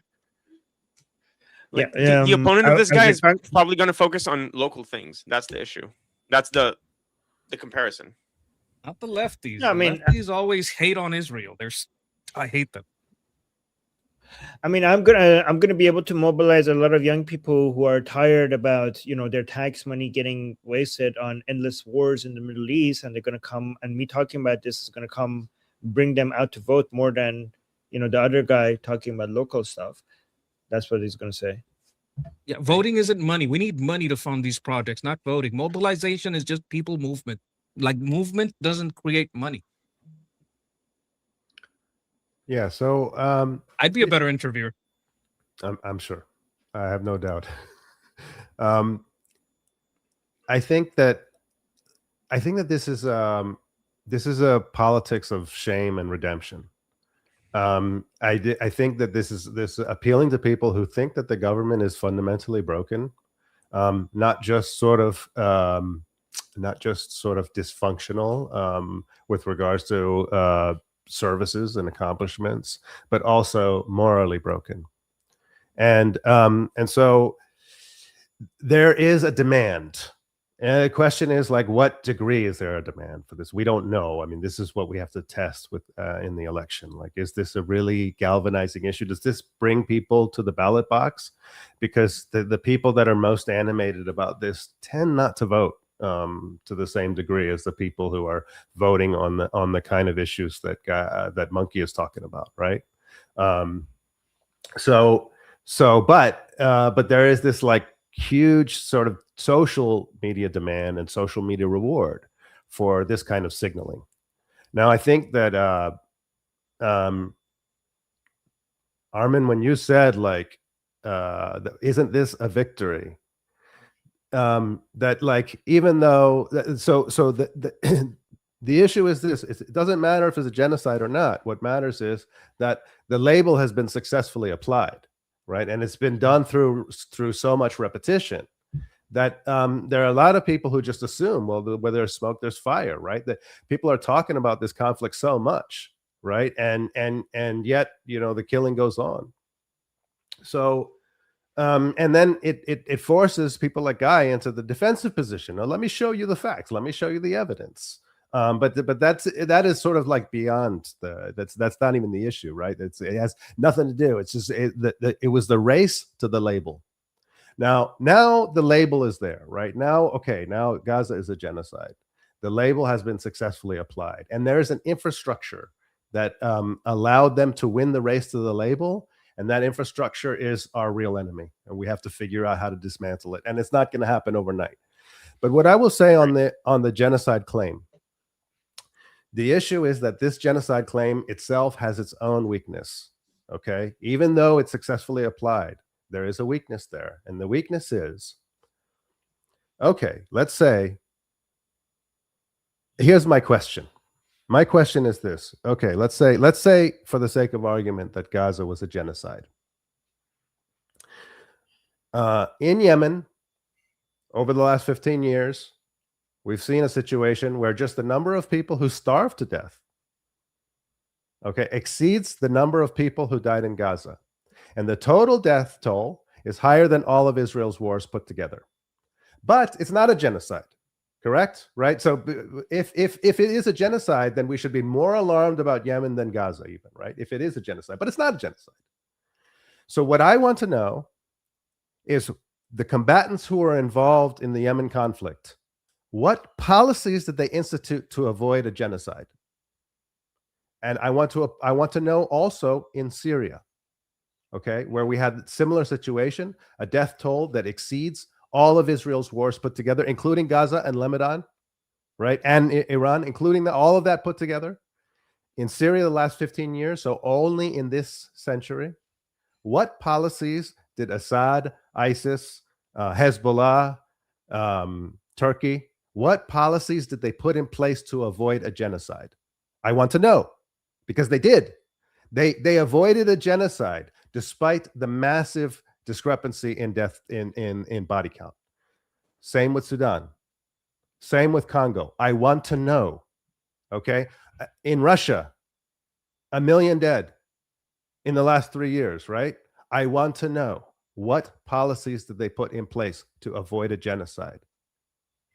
And that's never answered. It's never answered because the focus is always on Gaza. And the answer is, well, look at the data. No, you have to answer the other question, because if Gaza is a genocide, then there are other genocides. There appears to be other genocides that are worse. And if they're not worse, then you have to tell me how they avoided a genocide despite having a massively higher death toll.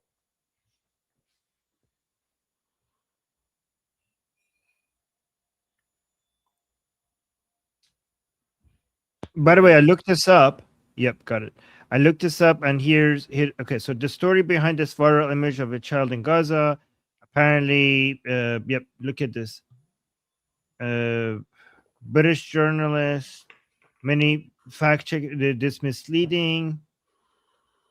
A clarification about its publication after new information first. Independent investigative journalist David Collier has accused mainstream media of publishing the image of this guy Matuk without acknowledging the 18-month-old's pre-existing medical conditions.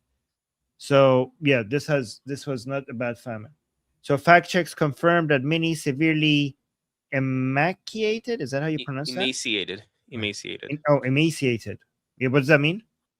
Oh, like very malnourished. Thin. Very skinny. Malnourished. Yeah. Okay. Severely emaciated children featured in the media had severe pre-existing sickness that worsened when their specialist medical care was cut off. So it was not because of famine. It was because of their conditions. Also, a bit of good news. Have you seen this guy? This guy is dead. Yeah. Hamas. Is this true? Like, look at the caption. It's saying Hamas commander Walid Haniyeh, who roasted 2 Jewish newborns by putting them in the microwave. Is that right? Who killed a Christian tourist by ripping out her intestines after raping her on October 7th, was killed in an intel-based operation. He was hiding as a barber. So, right? Is that real? The video is just people looking for him. Yes, this is real. Every part of this is real. This is what those people did on October 7th. They didn't just go and kill people. They went and they went with their biggest sadistic fantasies, because they consider Jews to be subhumans who deserve this. Yeah, he recorded it. Yeah, I believe this is in the 47-minute video. He of horrors. recorded putting babies in a microwave? They all had GoPros on her forehead, and they aired it live to terrorize other Israelis. Wait, there's did a 47 was alive? Was the baby alive before it went? Okay. And I think his mother was watching. Like how bad, however bad you think things can be, that's what they did. And it's worse than that is what they did. That is what October 7th was. There's a 47-minute video. I'm not going to share it here, and it will scar you for life if you watch it. So do so at your own discretion. But it's important context to understand what happened on October 7th.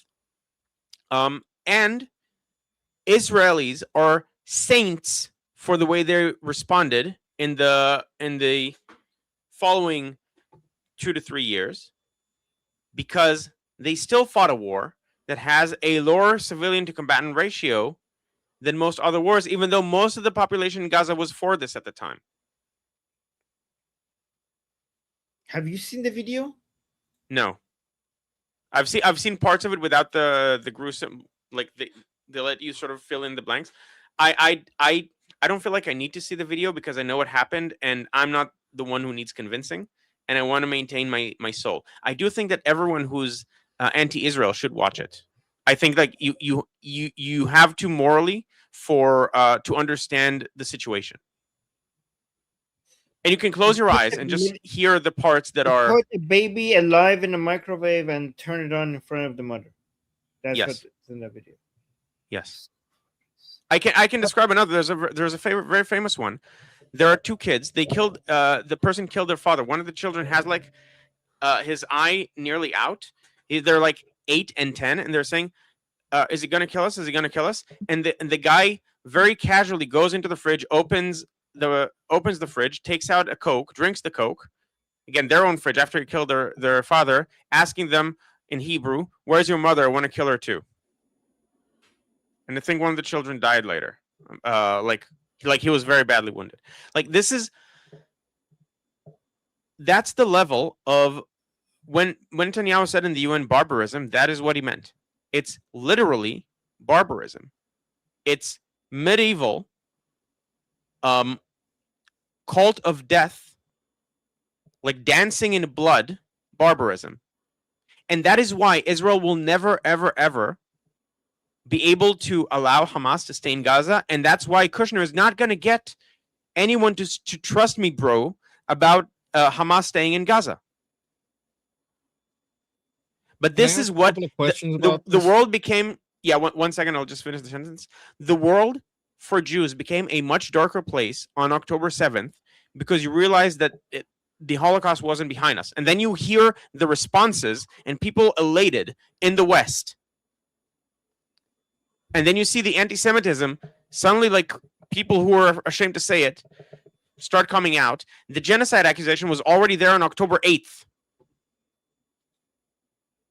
Before any response, before they finished cleaning out the Gaza envelope meaning the Jewish settlements, the Israeli settlements around the Gaza Strip, of terrorists who are still there murdering people, they took a grandmother and live streamed on her Facebook page so that her family would see how they were slitting her throat. Yeah, go ahead, Monkey. So this is a question more for you and for Armin, and it goes into what we were speaking about earlier with these organizations funding education. I think this is not normal human behavior. I think you have to, since you're a child, be indoctrinated into seeing these people as not human.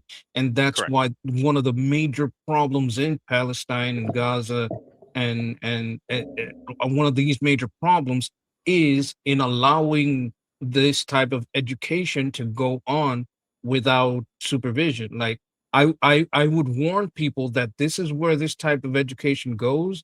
This is where, like, if you let the anti-white people dehumanize the white people, like, I'm not a white people, but I like white people. If you let the anti-white people dehumanize the white people, this is what's going to happen. And I have been seeing savage attacks. It's more like individual cases. It's not like a large group going into somewhere and for that purpose. But I have seen these types of dehumanizing attacks. And that's why I want to put it to Guy and to Armin, how much this has to do from people being indoctrinated into this oppressed, dehumanizing rhetoric since they're children. So for them, it's not. For them, it's not oppress or oppress. For them, it's Jew, subhuman Jew, and Islamic supremacists, like Islam supremacy. This is not about oppress. They don't use that rhetoric internally. They only use it externally to convince stupid Westerners. For them, it's the Jew is the enemy. The Jew is Um, The oppressor. The Jew is the oppressor. It is still oppressor no, mentality. that's not. They have a victimhood mentality, but it's not about the Jew being the oppressor. It's about the Jew being a Jew taking over their lands for Hamas. Like this is. They want to be the oppressors. It's not about they feel oppressed and therefore Yeah. the oppressor is No. bad. But that doesn't negate what I'm saying. Okay, they think the Jew is the oppressor, and they want to be the oppressor. Yeah, But they do think the Jew is the oppressor. So they use this for language, but the same concept. No, No, it's they don't use a different language. It's the oppressor part is not the reason they hate the Jew. If the oppressor was Muslim, that would be fine. True. Yeah, exactly. Yes, So- true. But it is they still do use the language of oppressor, oppressee. They just think that they should be the oppressor. The natural order of things is not correct. But go on. The problem is not with oppression. The problem is with Jews. The problem is that the Jew is above them. It's not about it's not human rights. It's not the same. It's not the same. It's not just vocabulary. But like they say oppressor, but the problem is not they're the oppressor. It's like the Jew is the oppressor, not the Jew is the oppressor. Yeah, so the Jew is language there. that they use is more about dominance rather than oppressor, oppressee, but it's basically translates to the same thing that we're talking about. But yeah, it's not just a Jew. It's basically the non-Islamic world, and the Jew is like the most ugly representation of that in their mind. But it's basically their goal is dominance over everybody, including the Jews. But everybody. Sorry, go on, Sid. Yeah, so I want to basically. I mean, I'm backing up Guy on this one. That it's very, very obvious when you listen to whether it's Hamas or PIJ or even Fatah, right? That they don't have, and this is true of many governments and groups around the Middle East and North Africa. They have zero principled objection to oppression. Zero principled objection, and that's why the language doesn't work, because nobody cares about oppression. It's just really not that important to them. So what Guy is talking about is that's the way it's sold, because Westerners do have a principled objection to oppression, right? So they sell it to the West and say, hey, like people are being oppressed. Aren't you angry about it? Yes, of course I'm angry, because I hate that people are being oppressed. But internally, they don't care about oppression. Right? They have no principled objection to it. It's merely who should be dominant, right? Who should be in control. And for the Arab nationalists, it's Arabs. For the Muslim Brotherhood, it's Muslims. Right? That's true. But when they okay, so it's true. But I just want to be clear: when they say we need to be dominant and they shouldn't be dominant, the idea of they shouldn't be dominant is then repackaged as they're oppressing us for a Western audience. Yes, right? Exactly. And they just leave out the other part that we should do to them. We are okay with dominating over them. They're just basically telling half of the complaint. That's what they're doing. I think it's that they're leaving out more than half, because it's not just that we should be the oppressors, but we like oppression. We're totally pro oppression. Right? Yeah. Yes. Right. Yeah, no, I agree. And Fit Over 50 Fitness is saying Muslims have a superiority complex. Muslims have managed to have a superiority and an inferiority complex at the same time. Yes. So they're dealing with both at the same time. And they feel inferior because they compare themselves to the rest of the world, and they think that they are inherently should be superior. So they're dealing with both. And it's important to know that UNRWA provides the curriculum in Gaza. Yes. And UNRWA also provides the curriculum in the Palestinian Authority. It's a difference in methods, not in goals, between the current Palestinian Authority and Gaza. And so people ask me if I'm for a two-state solution. I am for a two-state solution in the hypothetical where they have a proper if they had proper leadership that wasn't just trying to kill Jews, then this could have been solved ages ago, including for the religious fanatics. You could have just had a special status for areas that that Palestinians would have special access to, and Jews would have special access to, and so Jews would have their access to their holy sites, but because they don't care, because their problem is with Jews, then we can't solve it this way. Like the Okay, Emiratic I'm very model. much. I'm very much against the two-state solution, but we could talk about that later, because even if you could get the perfect conditions for a two-state solutions, it could be temporary and it could get all crappy again, and now they have their own nation states. Yeah, yeah, I agree. I'm talking about in the hypothetical where they were different people, or they had like 2 generations of different education. If they weren't the people who they were. But even if they weren't the people who they were, if you have those places not Israel anymore, then the people who do have that mentality will infiltrate and use it against Israel. But anyways, brainwash them. I mean, if you could brainwash American kids, you could brainwash anyone, right? You had some comments start before we read the super chats. Do you wanted to highlight them?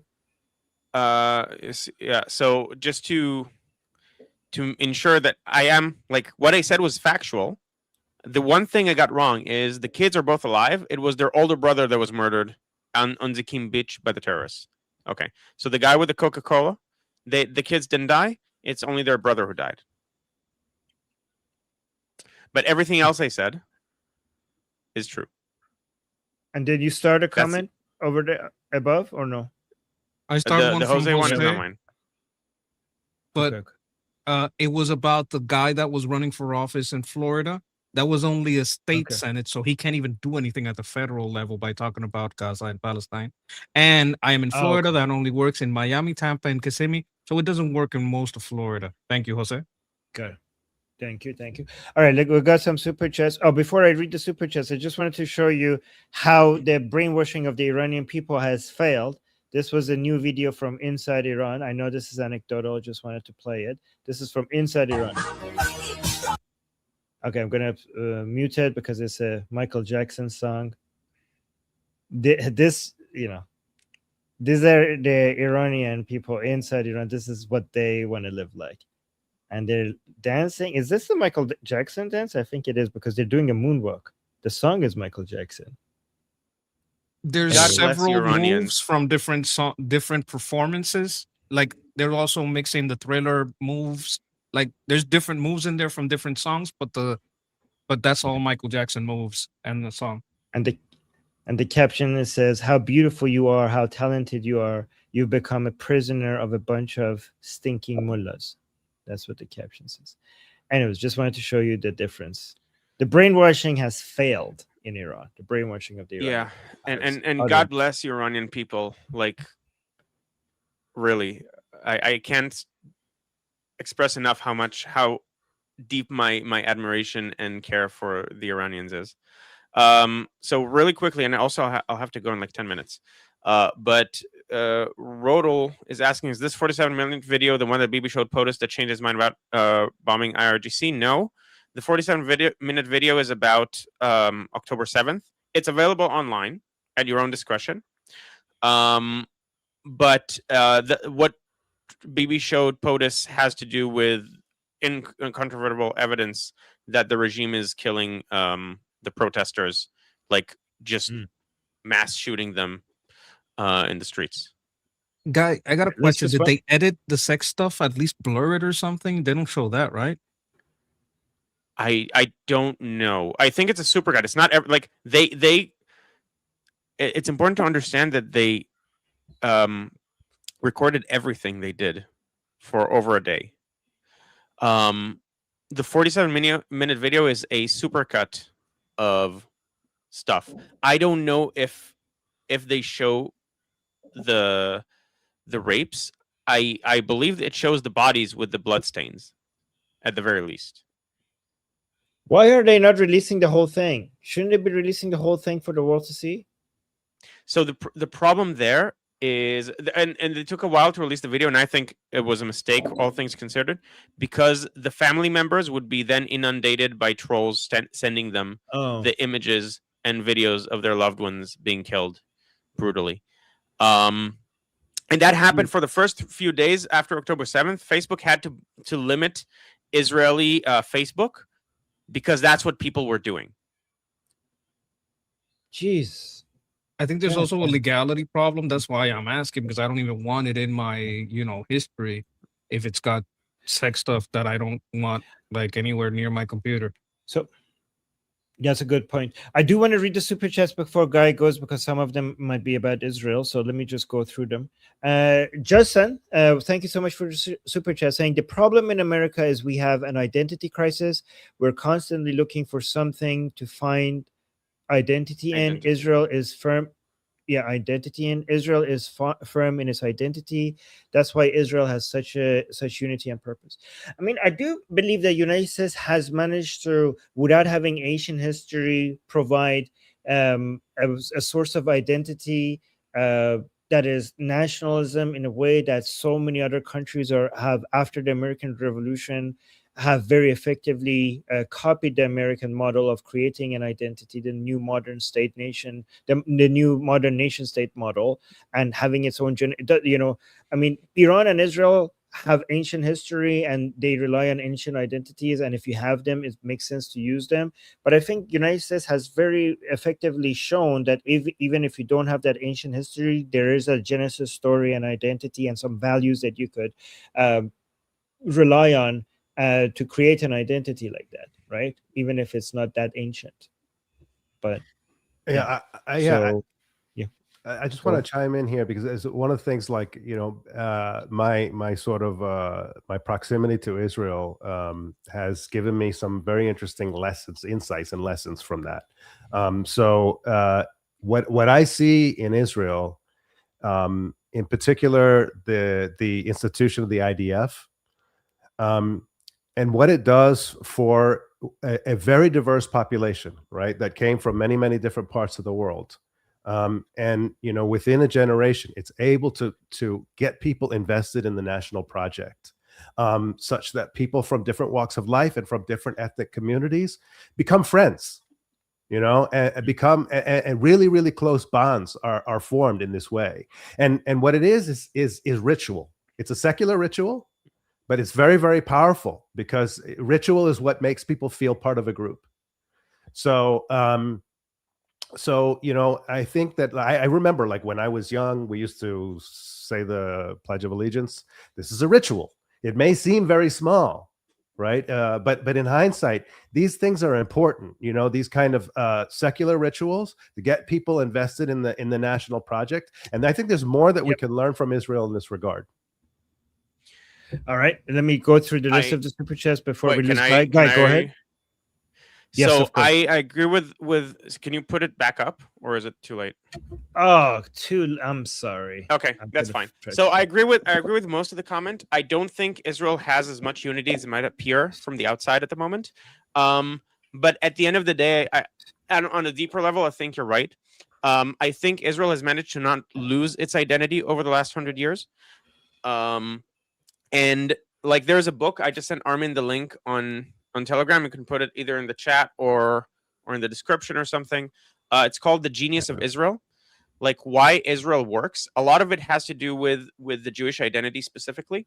So, and Jews are deeply rooted in their Jewish identity for the most part. And we have things like Shabbat dinner, and Shabbat dinner is essentially Thanksgiving every week. And imagine what that does to social cohesion, where you have your entire family gathering every week to do a feast and a meal together and dress like for a holiday. Like, it's a special occasion, and most Jews in Israel do that. Also, like, Israel is a unique combination of sameness and diversity, in the sense that we're all part of the shared culture of Judaism, but we all went to different parts of the world and took things from all of them, and then brought them back in to, like, create a unique blend of the world. And really all corners of the world. Like, you had Jews in India, you have Jewish communities in India. It's called Bnei Menashe. So the book that I just sent Armin, called The Genius of Israel, talks a lot about why Israel is uniquely positioned to not fall victim to the meaning crisis that the West is going through, but at the same time maintain its modernity and its forward-looking. Like, it's very deeply rooted, but also very forward-looking. Okay. So, Guy, I want to make sure you're here for the rest of the comments, and also I did find the comment that you wanted highlighted while you were speaking. Can I just okay, say so- one small thing? Okay. One of the things that's so amazing. I have a bit longer, by the way. I just got okay. Okay, news great. from my wife. So usually I put my daughter to sleep, but she already put her to sleep. And so like I have a bit longer. Okay, great. Go on, Sid. I told you this before, Armin, but I have known for a long time that the Iranian people are very pro-Western, very modern in their outlook, and that they are not represented by their government. So I've known this for a long time, but I was really overwhelmed by the Iranian community's support for Israel in the wake of October 7th. And I was so moved by that. And this really sort of was the thing that got me really invested in the Iranian national project. Same. So I would say like that was the foundation. But in the process, I have learned more and more about the Iranian people. And my admiration just keeps growing and growing and growing. I remember one video you showed, Armin, during the Iran Revolution Live streams that you did was a chant. I think it might have been from before the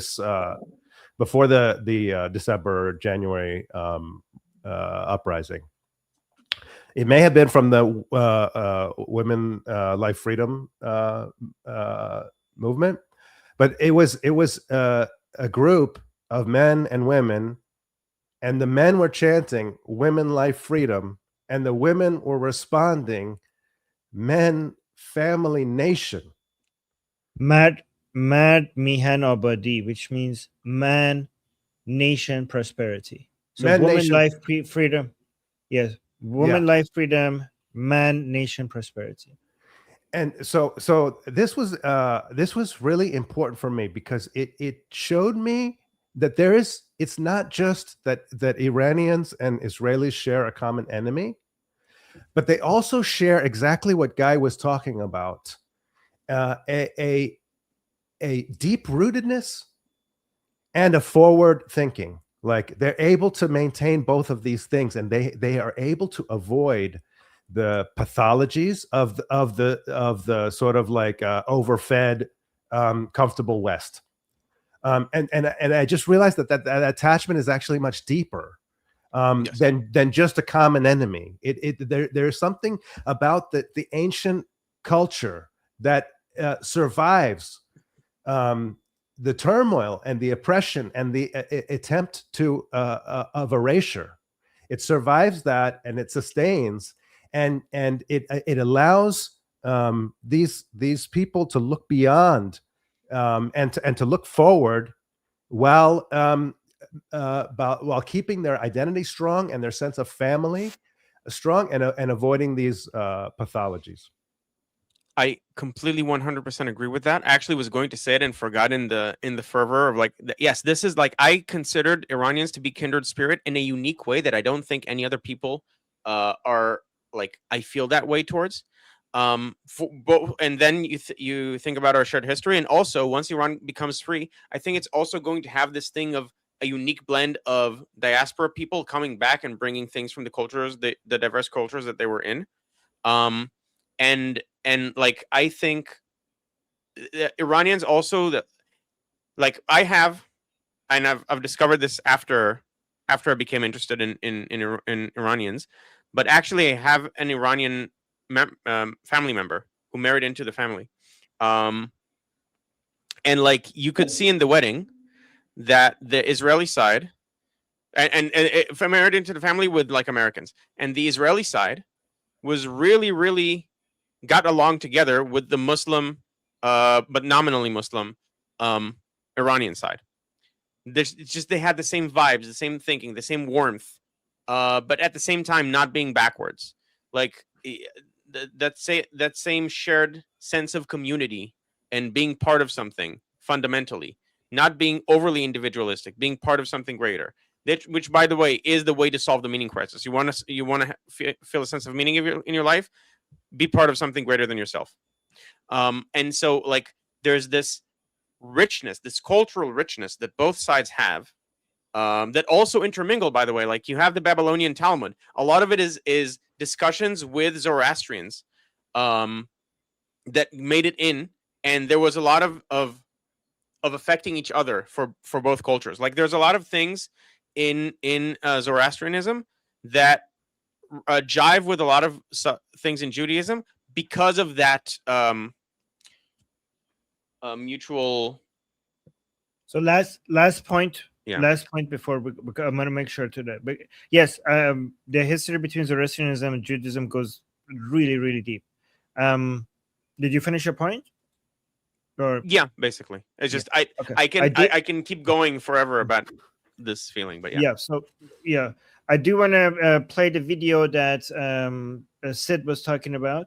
So I mean, so like the caption. Why does it not give me the option to translate? Okay, so it says the men are saying Zan Zendegi Azadi, which means woman, life, freedom, and the women are saying Mad Mihan Abadi, which means men, nation, prosperity. And this was the chant. This was in university. This was many years ago because the Iranian people don't use these chants anymore. They have upgraded, but this was before.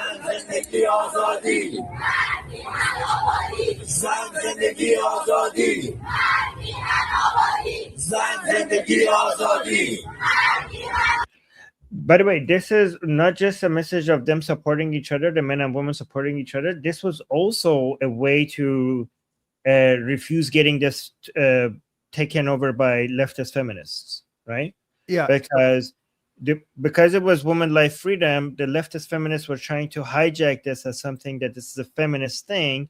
And immediately, right at the beginning, they started inserting men in there as well to say that this is about all Iranians, not just the women. But yeah, go on.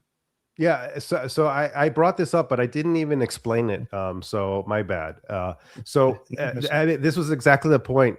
So what I see in Israeli society, and what I'm very encouraged by, is they don't have the gender polarization.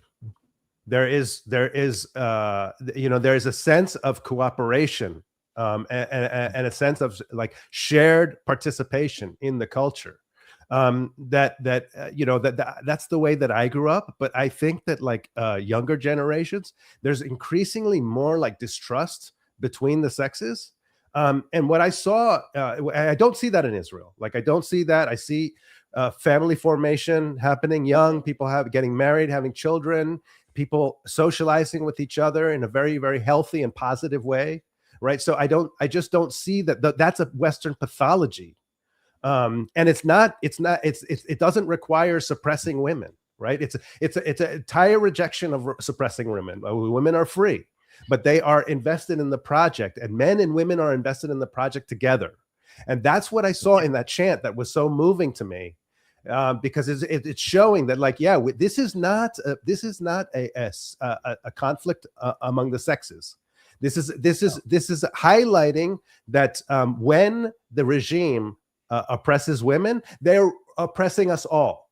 And we have a vision not of just the lifting of women, but the lifting of society, right? And of course, you cannot oppress women in order to get that, right? So, but it's a recognition that this is not a conflict between the sexes. This is a conflict about our national identity and our future. All right. So sorry, guys. I want to make sure that we respond to more super chats before Guy leaves. I can stay until the end of the stream. It just got to go. Okay, good, great. Amir the Cricket, thank you so much for the super chat saying, Sid, I think you should. Oh, you want to read this? Sid, is directed at you. Thanks, Amir. Sid, I think you should open a YouTube channel. If you plan to do so in the future, get your followers from early on, better sooner than later. Yes, I am in the process of opening my channel, and I believe that it will be live next week. Awesome. Yay, guys. We're going to have the link in the description when that happens. And thank you, Amir. I agree. And then Northwest Chickpea with a super chat saying Arab Israelis were also murdered that day. Yes. Yes. And Arab Israeli Muslims were also murdered that day. And other And- people and- too, and- like Yeah. workers, and Thai workers. tourists. Yeah. And some of the Arab Israelis were trying to rush in to give medical aid to the people who were being slaughtered, and they were slaughtered doing that as well. There are some Arab Israeli heroism stories from that day that we should not forget. And I'm, as some of you know, I'm very for embracing the Arab Israelis that are willing to openly call themselves Zionists. I think there are a lot of people who are closet Zionists in the Arab community because it's a bit taboo to talk about. But there were some Arab heroes that day. Absolutely. What about, would you say there were some Muslim heroes that day? Because that's something Yes. some people, okay. Most Arabs in Israel are Muslim. You have specifically like in Nazareth and places like that, you have the Christian communities. Okay. I agree. All right. Then we got another super chat from Noah. Noah with the super chat, the Persian American, saying, what are your views about a one-state solution? I believe in a one-state solution. That I think there is already that is already one nation, should be one state. I don't think that it makes absolutely no sense for the Israelis to trust that if you have a nation state of Palestine, even if you get to a position where you could de-radicalize them, and after decades of working with each other and monitoring the education there and making sure the kids are not being brainwashed. Imagine if we managed to finally somehow get a completely de-radicalized population in Judea, Samaria, and Gaza. As soon as it becomes an independent nation state, it will become the target of investment by all things anti-Israelis, everybody anti-Israeli. I mean, if Qatari money could have this much influence on United States of America and their education, think about it. It could go back. It could go back to how it was before. So there is no Israeli should not at all ever trust having an Islamic Republic of Palestine right next to the border. But Guy, you So, actually Can I Yeah, ask a question so- about this? Wait. I want to clarify first because I think Armin is wrong because of semantics, because of an understanding what a one-state solution means. So a one-state solution is not the opposite of a two-state solution. It's a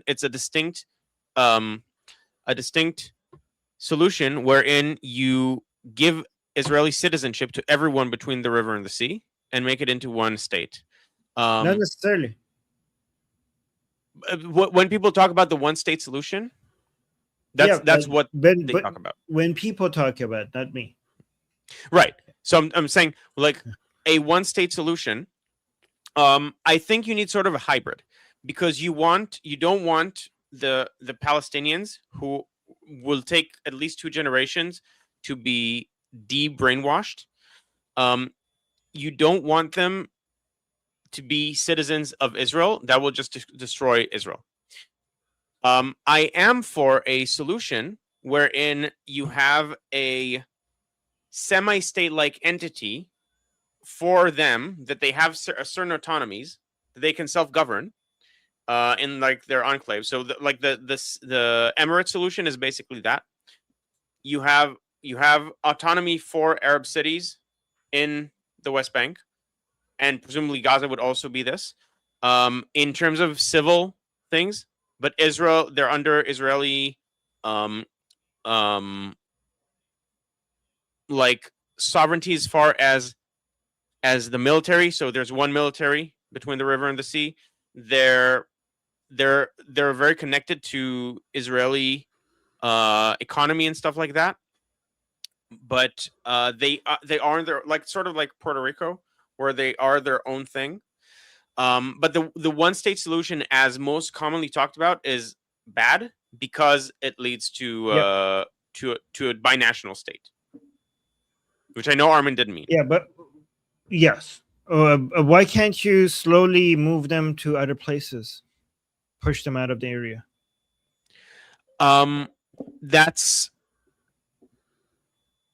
It's a really like bad So there are people who have their families in those areas. Like if there's no other solution, then I reluctantly I'd be for it. If it's that or constant war, then fine. But you can't forcefully evacuating a population when no one in the world is willing No, to do no, it. no. Forcefully, like you basically over multiple years, you just make it easy.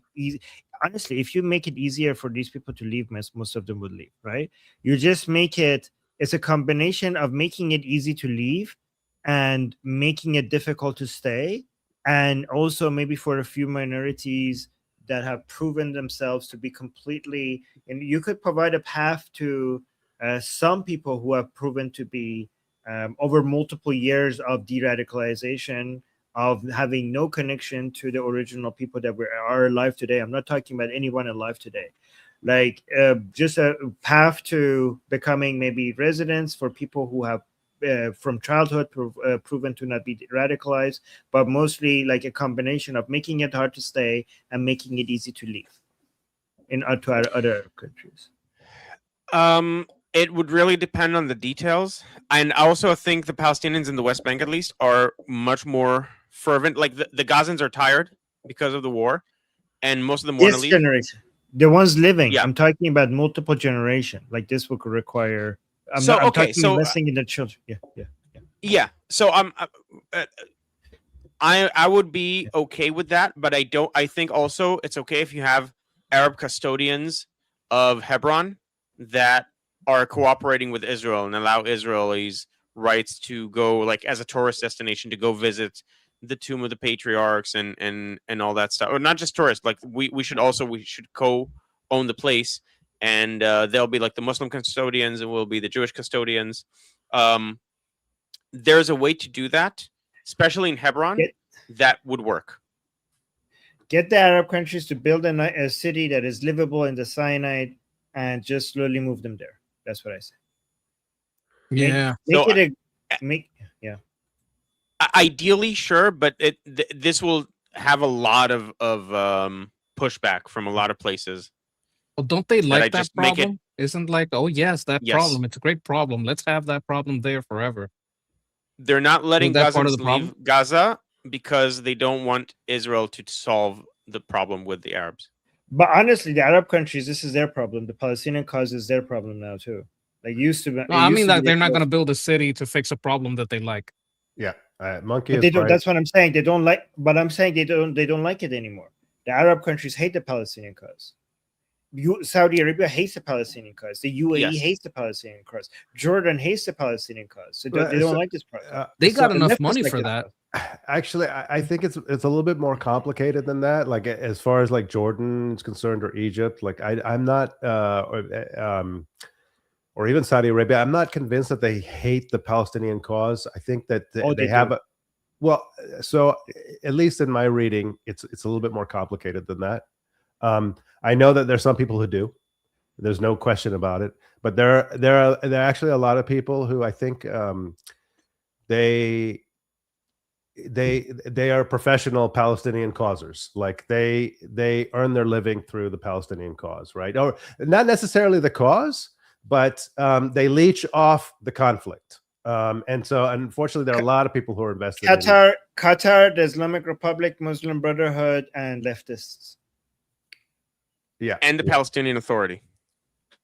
But like you see, for example, like when we saw it yesterday, Sisi sitting with the head of Hamas, right? So what's going on there, right? Like there is some extraction going on. Like Egypt, I don't think Egypt is really invested in solving the problem, right? Like I think they look at it as like, okay, this is an opportunity for extraction. Right, Americans are paying us. Egypt hates Palestinians. Egypt, I know. Yeah. I'm not saying that they like the Palestinians. I'm saying that they earn money off the perpetuation of the conflict. No, not anymore. No, not Egypt. They don't earn money. They earn their rule, because the street in these Muslim majority countries is very pro-Palestinian because of all the lies that have been sold in social media and in the education and so on. Egypt is essentially stuck right now. It's trapped under its own propaganda because like if you the easiest way to divert attention from your own corruption is to blame Israel. Oh, look at what the evil Zionists are doing. And a lot of these regimes in the area, that's their way to get the flames off of themselves, because their populations are very pro-Palestinian. Now, the issue there is that the leaders who actually know what's going on, like the Palestinian issue is now a bone in their throat. Like they're stuck with it, but they can't just let go of it, especially now. I mean, they were going to before October 7th, but now they can't let go of it because of a potential uprising that would have to deal with their own populations. But they're not getting money anymore as a result of this. The Palestinians are. The Palestinians are the ones leeching. The Palestinian Authority is the ones leeching off of Palestinian suffering to get more donations from Europe and the West. But it's not like the Arabs are it's now a problem. It's now a net negative for the Arabs, the Palestinian issue. So I think yes. I'm describing something else. So let me see if I can get it across. So in the case of Egypt and Jordan, they are beneficiaries of American military cooperation. Okay, which is generally one direction. So they benefit, we pay, right? And that cooperation is based on the idea that these regimes are bulwarks against a radical population, right? Yes. Okay. So and a sort of one of the like, let's say, fuel for the radicalism is the Palestinian cause. Okay, so if the Palestinian, So that's where I disagree. Okay. I don't think the Palestinian cause is the cause of radicalism. I'm not saying it's the cause. I'm saying it's fuel. Oh, okay. Okay. So it's something that, like, it can be stoked at any time and get the radicals jumping, right? And so just looking at it from that standpoint, right? If the problem doesn't exist, then the need for that sort of investment in security cooperation is less. Okay, so that's what I'm saying, that they have a vested interest in sort of maintaining. It's as I've said before, like with Sisi, like he's meeting with Hamas. His position is Muslim Brotherhood for thee, not for me. Okay, he doesn't want it. He doesn't want it. He knows that the Muslim Brotherhood is destabilizing, and he doesn't want it, within his borders. But he's okay to allow it to simmer across the border, because it helps to justify the security cooperation that he has. So I disagree with that part. I think if they could. So last point, because I want to make sure we get to the other super chats. But I didn't get to ask my question though. Yes. Okay. So Guy, and then Monkey question, and then answering Monkey's question. But everybody keep it short. Thank you. If they could make the Palestinian issue disappear, I believe that they would. I think they're suffering from it more than everything else, and you don't need that fuel for the Muslim Brotherhood to be a problem for these regimes, regardless, the Muslim Brotherhood or ISIS. Actually, ISIS barely ever talked about Palestine. That wasn't like, they're more busy with the rest of the Sham, which is the larger Syrian area. So I disagree on that part. I think Sisi is meeting with Hamas because he has to, for internal consumption reasons. Because his population, when they had an election, they elected the Muslim Brotherhood. Okay. So my question is, since there's so many opinions and different things about the 2-state and the 1-state solution, can you do a program about this? Like, what is the 2-state solution? Like, you go over the 12, like Emirati plan, go over the 1-state solution, different versions of it. Can you do a show on that? Can you put that in the books maybe sometime next week? He said yes. Guys, everybody, Guy's channel is in the description. Guy is going to do a show on that. Can I say something? Can I just say one short thing? One sentence. Sentence. All right. I propose, because the 1-state solution has been tainted, that we name this Armin's 1-state solution plan as the Navabi plan. Hashtag Navabi plan. Okay. I'm not Israeli. I don't think people are gonna like No, that. it's your If, plan. if I tell, Okay. if It's I your tell plan. my, You're a peacemaker. if I tell the people around me that my Iranian co-host is calling the a transfer over after his own name, they're not going to take this well. Like there's Hey, a lot it of was- stigma against this solution, even if you're Oh, doing it in a more humane way than usually it's talked about. It still needs a name. Didn't have Vobi It's called solution. transfer. Okay. Okay. Guy Okay. plan. You know what? No. Hey, you know, last time it was an Iranian. There was a Cyrus the Great who did the transfer. You know, of I don't know. Never mind. I tried to say that doesn't work. Justin with a super chat saying we're dealing with full blown narcissism. Oh, sorry. Wait, what are you I doing? accidentally clicked I'm something. reading. I clicked something by accident. I'm Okay. sorry. Oh, I say Armina course. Okay, that's good. Thank you. Navob hashtag Navob. Oh my guys, I'm joking. Don't do it. Don't do it. No, I love Justin it. saying, Keep going. The Mavi plan. oh, no.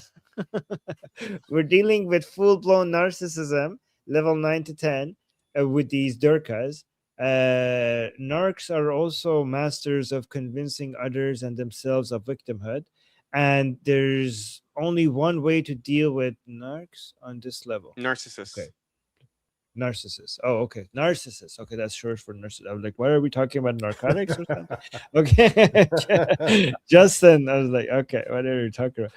Okay, so I mean, I'm scared to ask what is the solution? Is it YouTube? Is it friendly? Is it like YouTube based on TOS? Okay, I don't know. What is the solution? What's the only way to deal with them? Don't actually, you know what? Don't answer that. Okay, don't answer that. We want to play it safe. And Justin, thank you so much for the super chat saying I'm convinced we Christian, Jew, and Zoroastrians worship the one same God.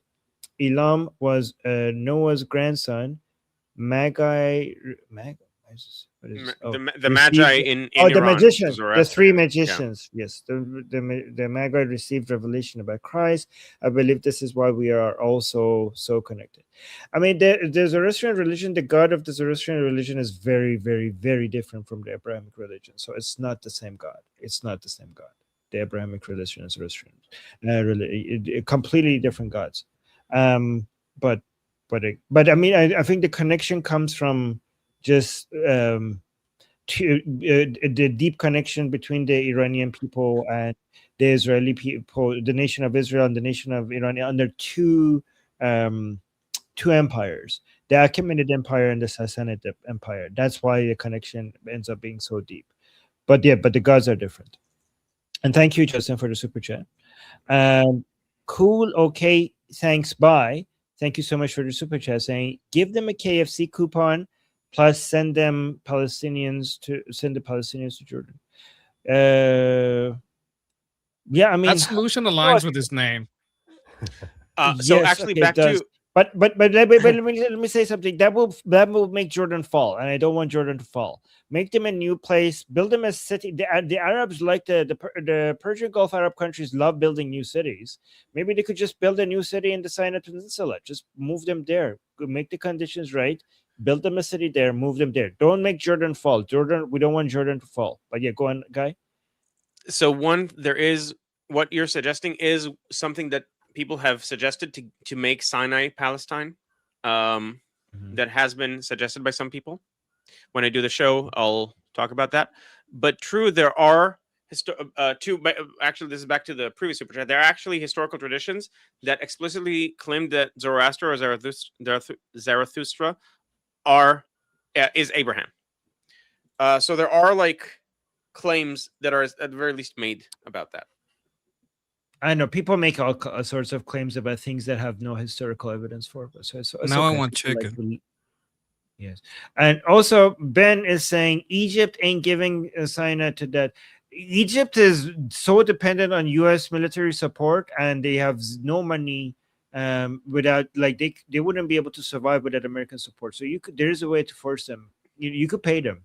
You could pay them into agreeing to this, or withhold aid. You could make them withhold aid if they don't do this, and give them more money if they just do it. Like you could give Egypt something that they will make them accept this. Also, you could point. You could. I mean, it's for the sake of the Palestinians. Like, I don't know. There is a way to get this done. There is, if with enough pressure, you could do it. Northwest Chickpea with a super chat saying, "I think nations naturally evolve into monotheism or what is that? Henotheism? I don't know what henotheism is. I'm looking that up. Okay, I don't know what henotheism The worship of one supreme God while accepting that other gods might also exist. Yeah, I mean, this is how the evolution of religions have been in history. So you're not wrong. Like it started with, it started with finding spirits in nature, and then it turned into gods with their own pantheon, and eventually it evolved into monotheism. So that's naturally how it happened. And thank you for the super chat. And then we got another super chat from Northwest Chickpea saying it's. Oh, this is Shauna, by the Shauna. way. Oh yeah, I can Yeah, see it's you. It's Shauna, Shauna. and she looks like she's taking a bath for some reason. She is so like, yeah, this is Shauna. Okay. Bubble Thank you. bath. Thank you for the super chat.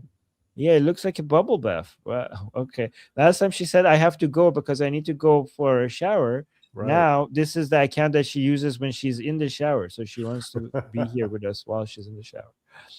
All right. Which I wanna do some more videos before we have to go. Let's do ice. Okay, is that okay, Guy, are you okay with covering some ice stuff?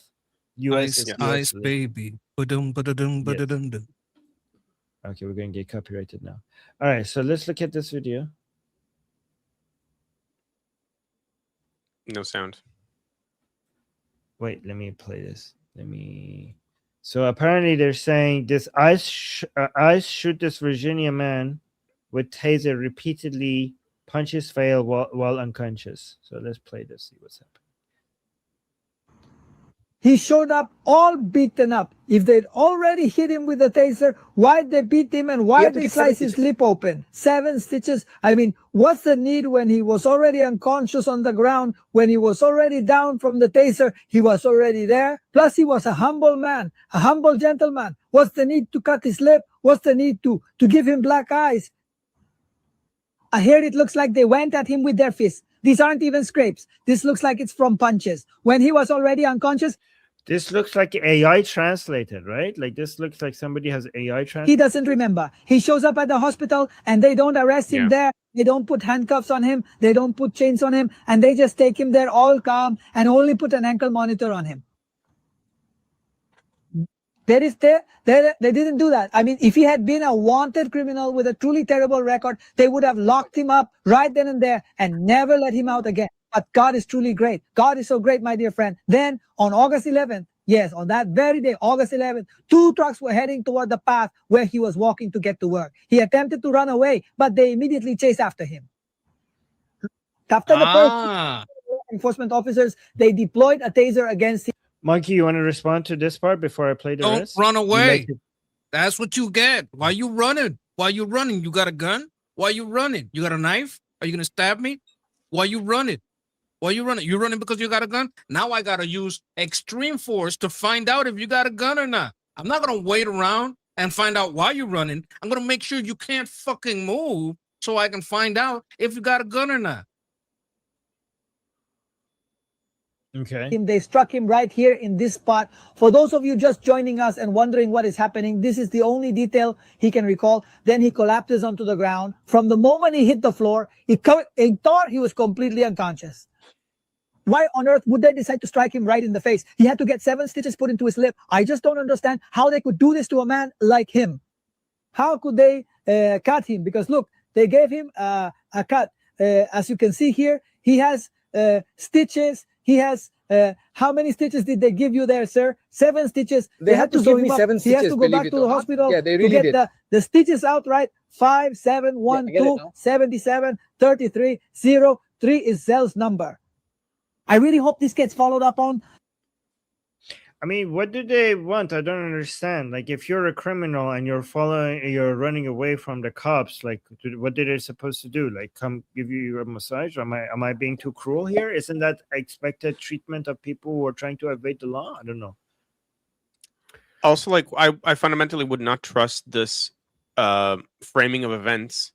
Like, all I'm seeing is a man who's beaten up, and a guy telling us, like, trust me, this is what happened.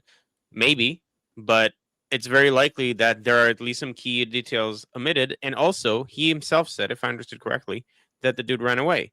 So if you run away from the cops, what are they supposed to do?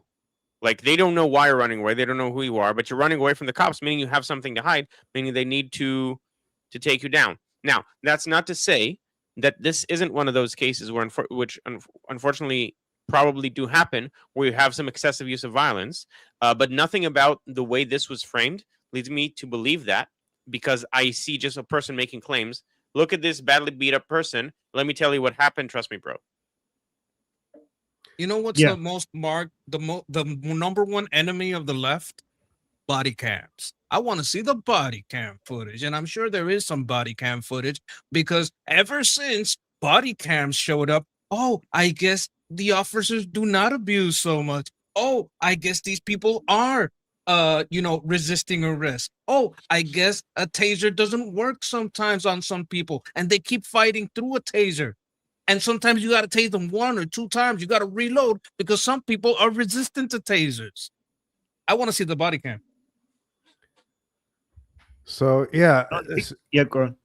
yeah. Go So on. I think a few things here. So one, like, let's just for the sake of argument assume that what he's saying is true. And I'm not convinced, right? And I would want to look at the evidence to make that determination. But if let's just assume for a second that he's true. If he was tased and then and incapacitated and subsequently beaten, there's really no justification for that. Okay, Right. so if that happened, it's wrong, and the officers shouldn't engage in that behavior. On the other hand, on the other side, he's saying that he ran away. Why are you running away? That's really not a good idea to do that, right? That's bad practice, and it's dangerous. So we have to understand that law enforcement also are in danger. It's a dangerous job, and when people do things that people do that kind of behavior, reckless behavior, things go wrong. That's not to justify if he was beaten when he was incapacitated. Not at all. I'm just saying that it's a very reckless behavior, and we have to appreciate that law enforcement is a dangerous job because they're dealing with a lot of dangerous people, and in a split second things go wrong. I'd like to add to what you just said. If the cops did it wrong and the body cam comes out and this guy was abused, I would be all for taking those officers and punishing them. And that's something that usually only happens in very few places. When the officer does the things wrong, when the military does the things wrong, they get punished. There's a lot of places that the police and the military don't get punished when they do things wrong. I think Israel does this a little bit too, right? People do shit wrong, they face justice. In America, people do shit wrong, they face justice. It doesn't matter if you're police or military. And if that's the case, I'm gonna engage. Let's engage with the argument. Let's say it's true, like you were saying. Let's take it at face value. If that is what happened, of course we want justice for him. But they put an ankle bracelet on it, and they didn't leave that on him because it's illegal. So just quickly, that's the difference, Monkey. You are willing to see the evidence and decide either way. Maybe he was wrong, then maybe he wasn't. But a video like this goes out there and it goes viral, and most people are not like you guys. They're going to be like, okay, this is police brutality. So a video like this is going to cause a lot of anti-sentiment. Like this one itself got like 400,000 views. But yeah, go on, sorry, Sid. No, well, so I think that's exactly the problem. Like exactly the problem is that we should at least know by now that we are often being manipulated. That's not to say that this is a manipulation. We just don't know. But what we do know is that we are being manipulated. And so the correct response is, let's see the evidence. Let's find out what happened. Let's not rush to judgment. So that's the way that we should respond. And I think that also, like, the virality of social media is another thing that's being manipulated, and the people that are manipulating it are also involved in the demoralization project. So let's be careful. There are this is not to say that there aren't abuses. There are abuses, and those abuses should be identified and should be punished. But this alone is not evidence. It's not convincing. So let's investigate further. Let's see what happened. He may be right, and if he's right, then the people responsible should be punished. And law enforcement need to understand that there are consequences for abuses. But I think Have you ever heard the saying, the lies run across the world 3 times before the truth can put its shoes on? Yep. Yeah. I mean, and this is something that those of us who who care about Israel see all the time. There's a massive volume of lies, and okay, I don't want to change the subject, but yes, but I totally agree with Monkey on that. That's So okay. say just yeah, go on. One sentence. Like this is the classic playbook. I don't know that this is what was happening here, but I've seen a lot of posts on social media showing like a dead person, and then the caption is like, this person was shot by the IDF trying to get food. But you're not seeing the IDF shooting a person trying to get food. You're seeing a dead person and someone trying to frame what happened to them. So like this is the playbook, and you can't just trust the testimony at face value anymore, especially since there are people who are trying to actively demoralize you using that. By the way, UAE. So I'm just looking at the news. UAE is claiming that the 2 missiles came from Iran. Oh, okay. Iran? Oh my, okay. Well, okay. Interesting. Thank you for telling us. By the way, guys, make sure you subscribe to Monkey and Guy. Their channels is in the description. You go and support them. The link to their channel is in the description.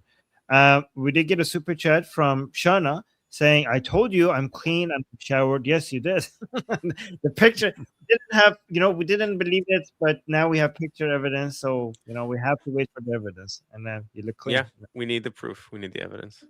The proof. We need the proof. By the way, speaking of ICE, apparently ICE is now, I don't know why is this new, because they're saying breaking, ICE has been spotted in Muslim-dominated Dearborn, Michigan, arresting illegal aliens. More Dearborn should be a major priority for federal agent. It's ground zero for Islamists taking shit in the USA. So absolutely. Is this new? Yeah, okay. Go on. Dearborn is the kind of place that Abdullah Sayed got elected through. Like this is an enclave of Islamism in the United States. I think they're majority Shia as well. But they're like, I could be wrong. I remember seeing that somewhere, but feel free to check me on that. But yeah, they essentially took over a town, and are now that they have prayers. They don't give. They have their own like internal law, like they operate through Sharia law in the town, and then minorities being non-Muslims have problems there. Like it's a mess, and it's very good that ICE is finally taking care of this, because I'm sure not all of them are legal residents. Do you think this will help or hurt Abdul El Sayed? And you're right. Yes, the Muslim population in Dearborn, Michigan is mostly Shia. Okay, so you've been invaded by the Islamic Republic then, if that's the case. Yeah. That's a good question. Would it help him? I think it would galvanize his base more, but at the same time, I assume a lot of people from Michigan are very troubled by what's happening in Dearborn. Like, if I know about it, then I imagine like the next town over in every direction is troubled by it. And so a lot of people will be secretly happy about it. And but I'm not sure that's going to get them to vote more. That's a good question.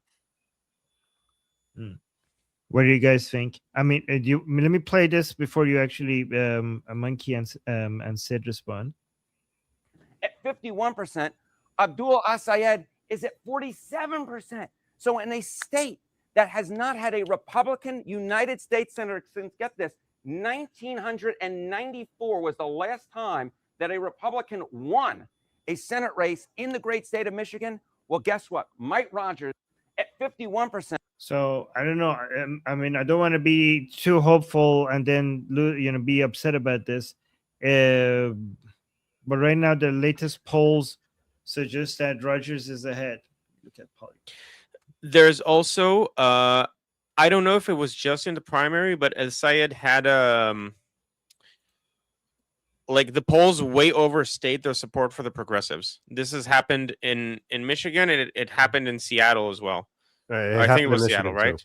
It happened. It happened with Al-Sayed's primary victory as well. Yeah, he was supposed to have like a 20-point lead, and he won by like 15,000 votes.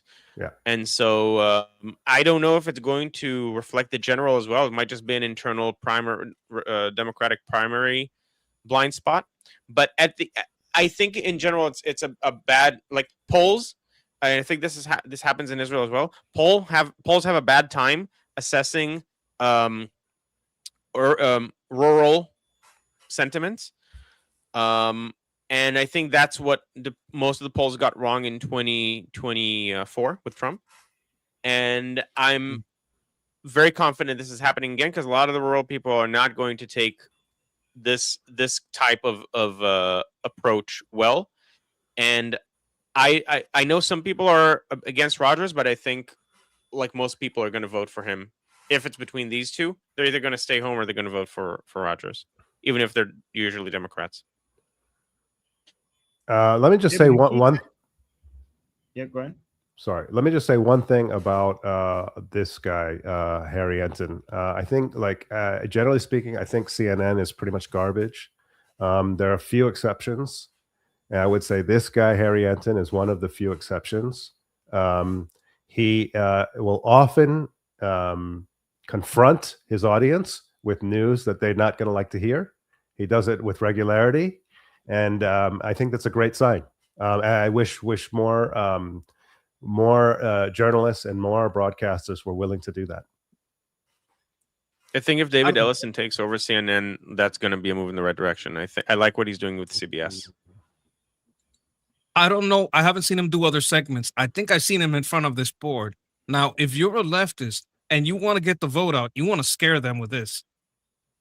So, I'm not going to say he's unbiased, but sometimes the only way to mobilize your base is to confront them with bad news. Like that's what we like to do on the right. Like, don't think you're just going to win.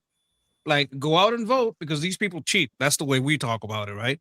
These people cheat. They cheat a lot. So make sure you get out the vote. I've been talking on my channel and I published an article about it. There's a lot of disenfranchising, and the people that are getting disenfranchised are usually Black people and Latino people because a lot of us turned for Trump.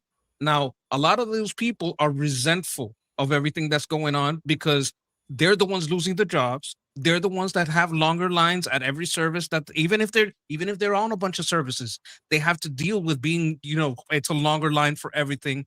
There's less food for everyone. All the systems are getting like over capacity because of this influx. They're all noticing it. They're like their schools are full. They don't have more resources, right? And they didn't ask for this because the Democrats wanted to flip those people, wanted to like influence those campaigns. They filled systematically everywhere that turned red or purple. They filled it with immigrants. If you look at the map, it's statistically impossible to do it accidentally. And they also changed a lot of laws so you could like register a friend, all those types of laws. So you still have to be very careful. But I predicted this exact outcome. I'd also want to bring out one more thing. There was a campaign where Hong lost. This is widely said. Fox said it. Everybody said it. I'm not spreading rumors here. 3 of the drives disappears. 3 of the USBs disappeared and then appeared with a count that put the other guy up by a little bit. So they got the DSA candidate out. They did this to Bernie too. They thought Bernie is never going to win against Trump. Let's kick him out and get Hillary in because she might actually win compared to Bernie. So I would also like say some of these DSA candidates might get pushed out through nebulous means, not necessarily by being, how shall we say, disavowed. I do want to point out that this guy has been showing consistently these kinds of polls ever since the election. So it's not just done now to galvanize the voter base. Like he's been demoralizing Democrats and like saying the party's fucked up for almost 2 years now, ever since Trump won. God bless. Yeah, so I'll just say beyond that, actually, he is a former 538 guy, so former a kind of from Nate Silver's orbit. is I've been following him for a long time. And what I appreciate about Harry Enton is that, okay, there's polls, and he's a polls guy, right? So he's a polls data guy. He presents the poll results, and that's his job. But what he doesn't do, for the most part, and again, I've been following for many years, he doesn't put a sort of ideological spin on it that appeals to the modal CNN viewer. And a lot of people can show the same polls, but do that. And he doesn't do that. I appreciate that, and it should be the norm. So, you know, I'm bigging him up for something that, like, I would expect responsible journalists to do across the board, and they don't. But that's why I'm calling him out, because he's somebody that I observed for many years. I think really trying his best to be responsible about the way he reports numbers. I'll follow him. Awesome. All right, just wanted to do one more. I mean, I don't know if how much time we got. Maybe we could do more, but you guys saw I don't know if you guys saw or not the debate between Candace Owens. I know, but I was trying to watch. I love it. No, never mind. I'm just saying. I'm just supporting this. Line. Yes, I know. So I just wanted to see how Nick Fuentes is viewing it, because I was listening to it, and it was about such nonsense, like claims by Candace Owens, and they were going over so much useless detail. Like, what am I listening to? I was hoping it was, you know, it's the more Tucker about strategy. Yeah, it was. It was the same thing with Ted Cruz. Charlie Kirk. Yeah, Charlie Kirk being assassinated by Israel and all of that. Anyways, I think, like, just watching this 3-minute summary of it and see what one Jew hater thinks about this other Jew hater, and just reviewing that instead. Did you guys watch the debate between Candace Owens and that Andrew guy? Did you guys watch it? Lots of highlights. Yeah, I felt like a waste of time. Yeah, I agree.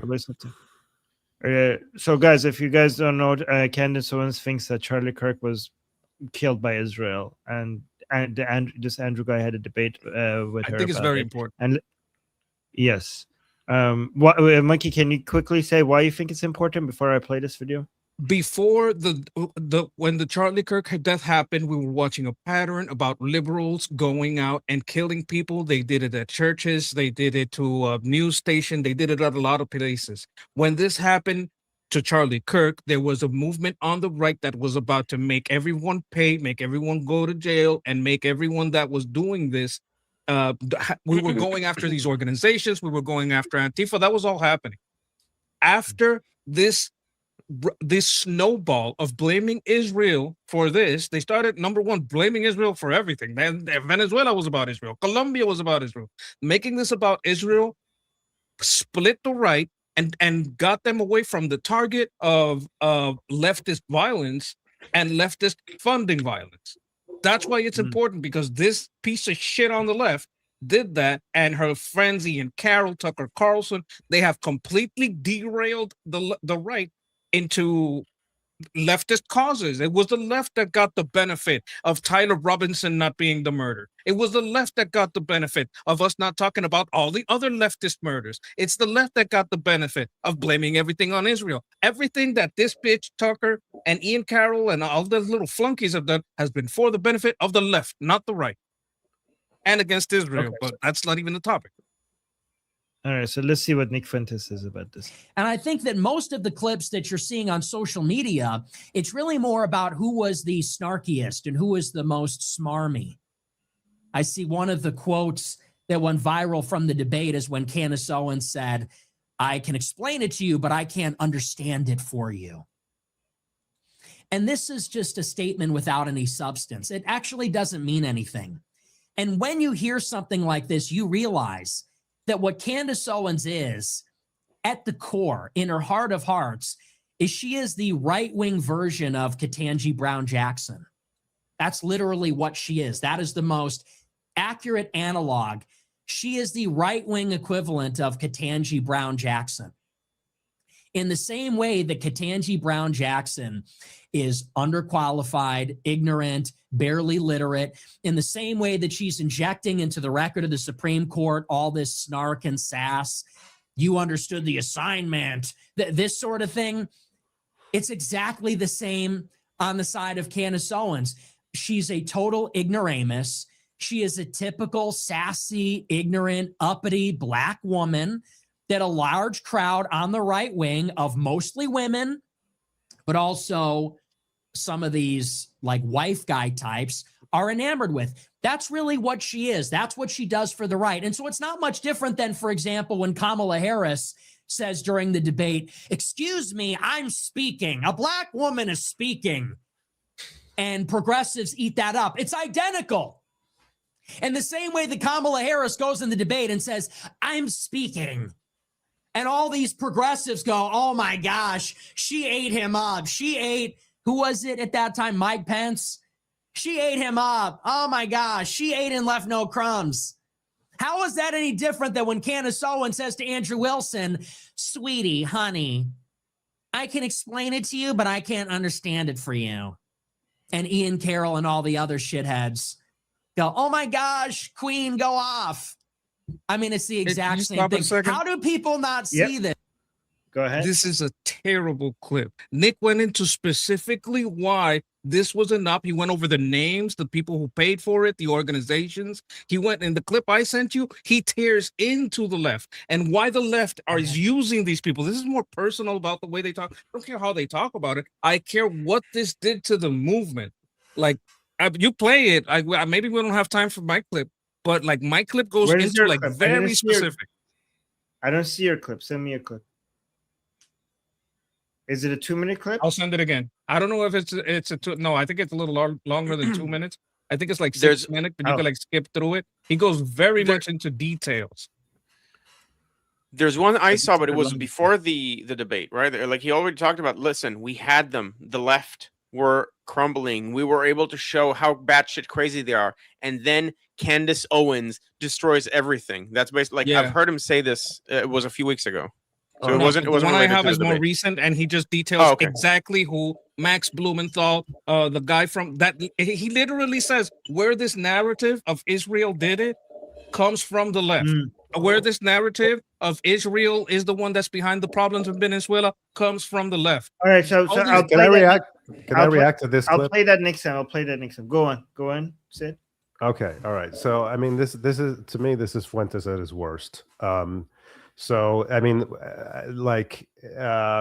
the criticism, he essentially racializes the criticism unnecessarily, because you can, I think that there are a lot of things that you can challenge Candace Owens on without racializing it. So it's just like, I think this is the sort of the basest of analyses that he's doing, and he's somebody that is capable of better. This is the frustrating thing about Fuentes, is that he's a bright guy, and he's often very insightful, but he's also, is he often maybe often is overstating it, but he's occasionally Sometimes. He's occasionally insightful. He is bright, and he's charismatic, but he's also he appeals to our worst Basic impulses. desires. Yeah, our base desires, and he does that constantly. And so even if he is capable of insights, what he's putting into the marketplace of ideas is mostly garbage. Right, and Shauna is saying, for context, a wife guy type is a straight male who actually likes respect and is attracted to his wife. Yes, The he doesn't horror. like- yeah. Oh no. All right, Guy, did you want to add anything before? So he called her. I think I agree with Sid for the most part on both accounts. He has called her the right's DEI hire. And I think it's effective rhetoric for his audience. Unfortunately, but like you sort of, that gives them something to attach to. And again, the criticism there is not just her being Black, although that's part of it. It's the kind of thing that Charlie was talking about, where when someone is a DEI hire, you automatically don't know if you can trust them, for example, with your life, if they're a pilot, because you don't know if there was more leniency with them for doing the job. Like in Israel, we have a debate about women in combat roles. Well, okay, they should be able to do the combat roles as long as they can pass the same battery of tests. But when you lower the test, like this is military stuff, it's serious. You can't just lower a person's tests and expect people to trust them the same way in that role. So, like, I agree with you. I think for his audience, unfortunately, because of what his audience is, it's an effective way to discredit her. And I think it's important to discredit her first. Like this is a war with the kind of stupid and malice that we've not dealt with before. So unfortunately, we have to take the gloves off. And Nick is going to, like, his audience is the kind of audience that would react to that. Like comparing Candace Owens to Ketanji Brown Jackson is devastating for Candace Owens. Like that's the kind of comparison that Trump would make that would be very, very effective. And Nick is a good rhetorician, so he knows that. I just think if you go into the same day, you would find better criticism. Candace Owens is just a terrible clip. You mentioned that already, Monkey. I understand that. I already said that. I want to repeat it. I'll be right back. No, it's a terrible clip. This is a terrible terrible Please clip. Please stop repeating yourself. I'm asking you to please stop repeating yourself. Thank you. Guy, are you gonna come back? Because I wanted to promote your channel. Yes, I'm going to come back in a minute. Can I respond to this one? Yes, go ahead. You know what? Actually, now that he keeps saying that, let me play the whole thing before you respond to it. Okay. And the same way that Kamala Harris goes in the debate and says, I'm speaking. And all these progressives go, oh my gosh, she ate him up. She ate, who was it at that time? Mike Pence. She ate him up. Oh my gosh, she ate and left no crumbs. How is that any different than when Candace Owens says to Andrew Wilson, sweetie, honey, I can explain it to you, but I can't understand it for you. And Ian Carroll and all the other shitheads go, oh my gosh, Queen, go off. I mean, it's the exact same thing. How do people not see this? How do people not see that she's another one of these black women, these iconic black women that it's exclusively women on the right wing that adore her. And like I said, a small subset of men like Ian Carroll, guys that were like Bernie bros, these like Burning Man hippie types. They still got a little bit of that in them from before, from back when they were progressives. It's the same thing. And that is really the only portion of the debate I think that anybody really remembers. It's not too much of the substance. It's just that sort of thing.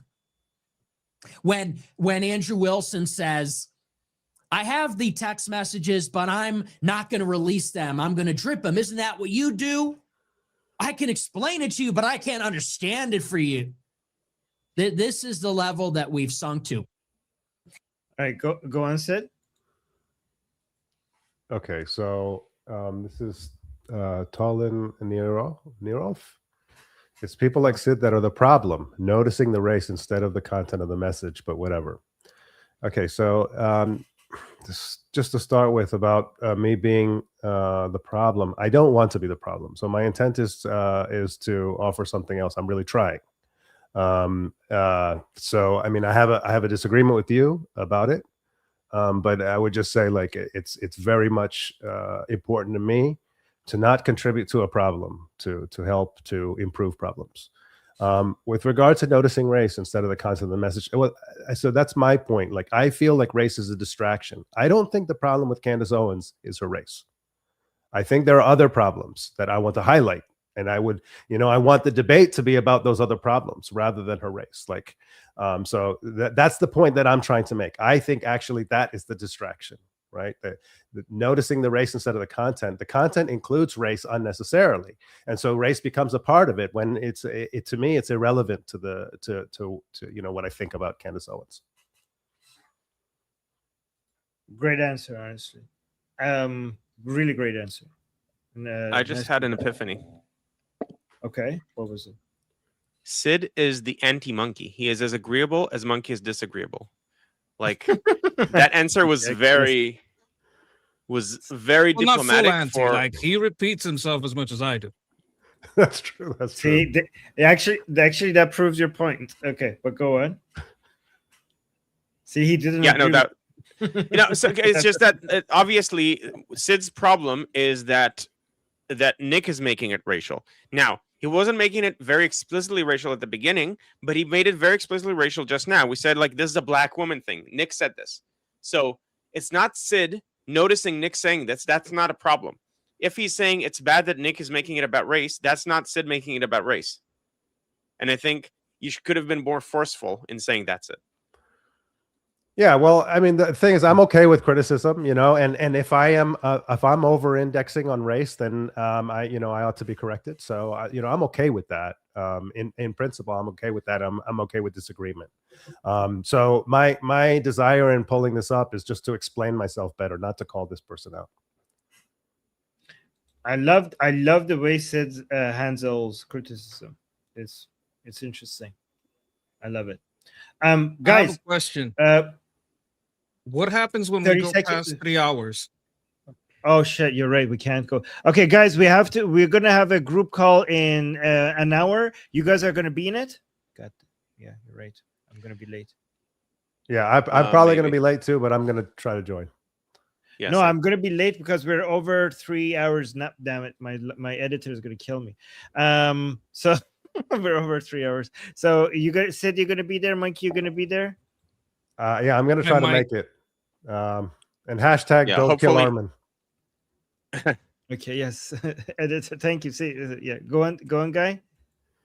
Yeah, I'm probably the same. I'm gonna join, not necessarily to all of it, but I'll be there at least in part. All right, guys. So we have a discussion group. The link to it is in the description. The link to it is in the QR code at the top left. We have group calls every day. I'll be there. Monkey, Sid, and Guy might be there for parts of it. So make sure you come and check it out. We have calls every day. We have group calls every day. We talk about the same things that we talked here today. And if you don't join the group call, you could watch it because it's going to be broadcasted live in an hour on Liberty Politics YouTube channel, which you should subscribe to. But other than Liberty Politics, you should also subscribe to Monkey and Guy. Their YouTube channels, the link is in the description. Do not miss it. Go to the description, click on the link, and subscribe to Guy and Monkey. And pretty soon we're going to have the Sid's YouTube channel in the description as well.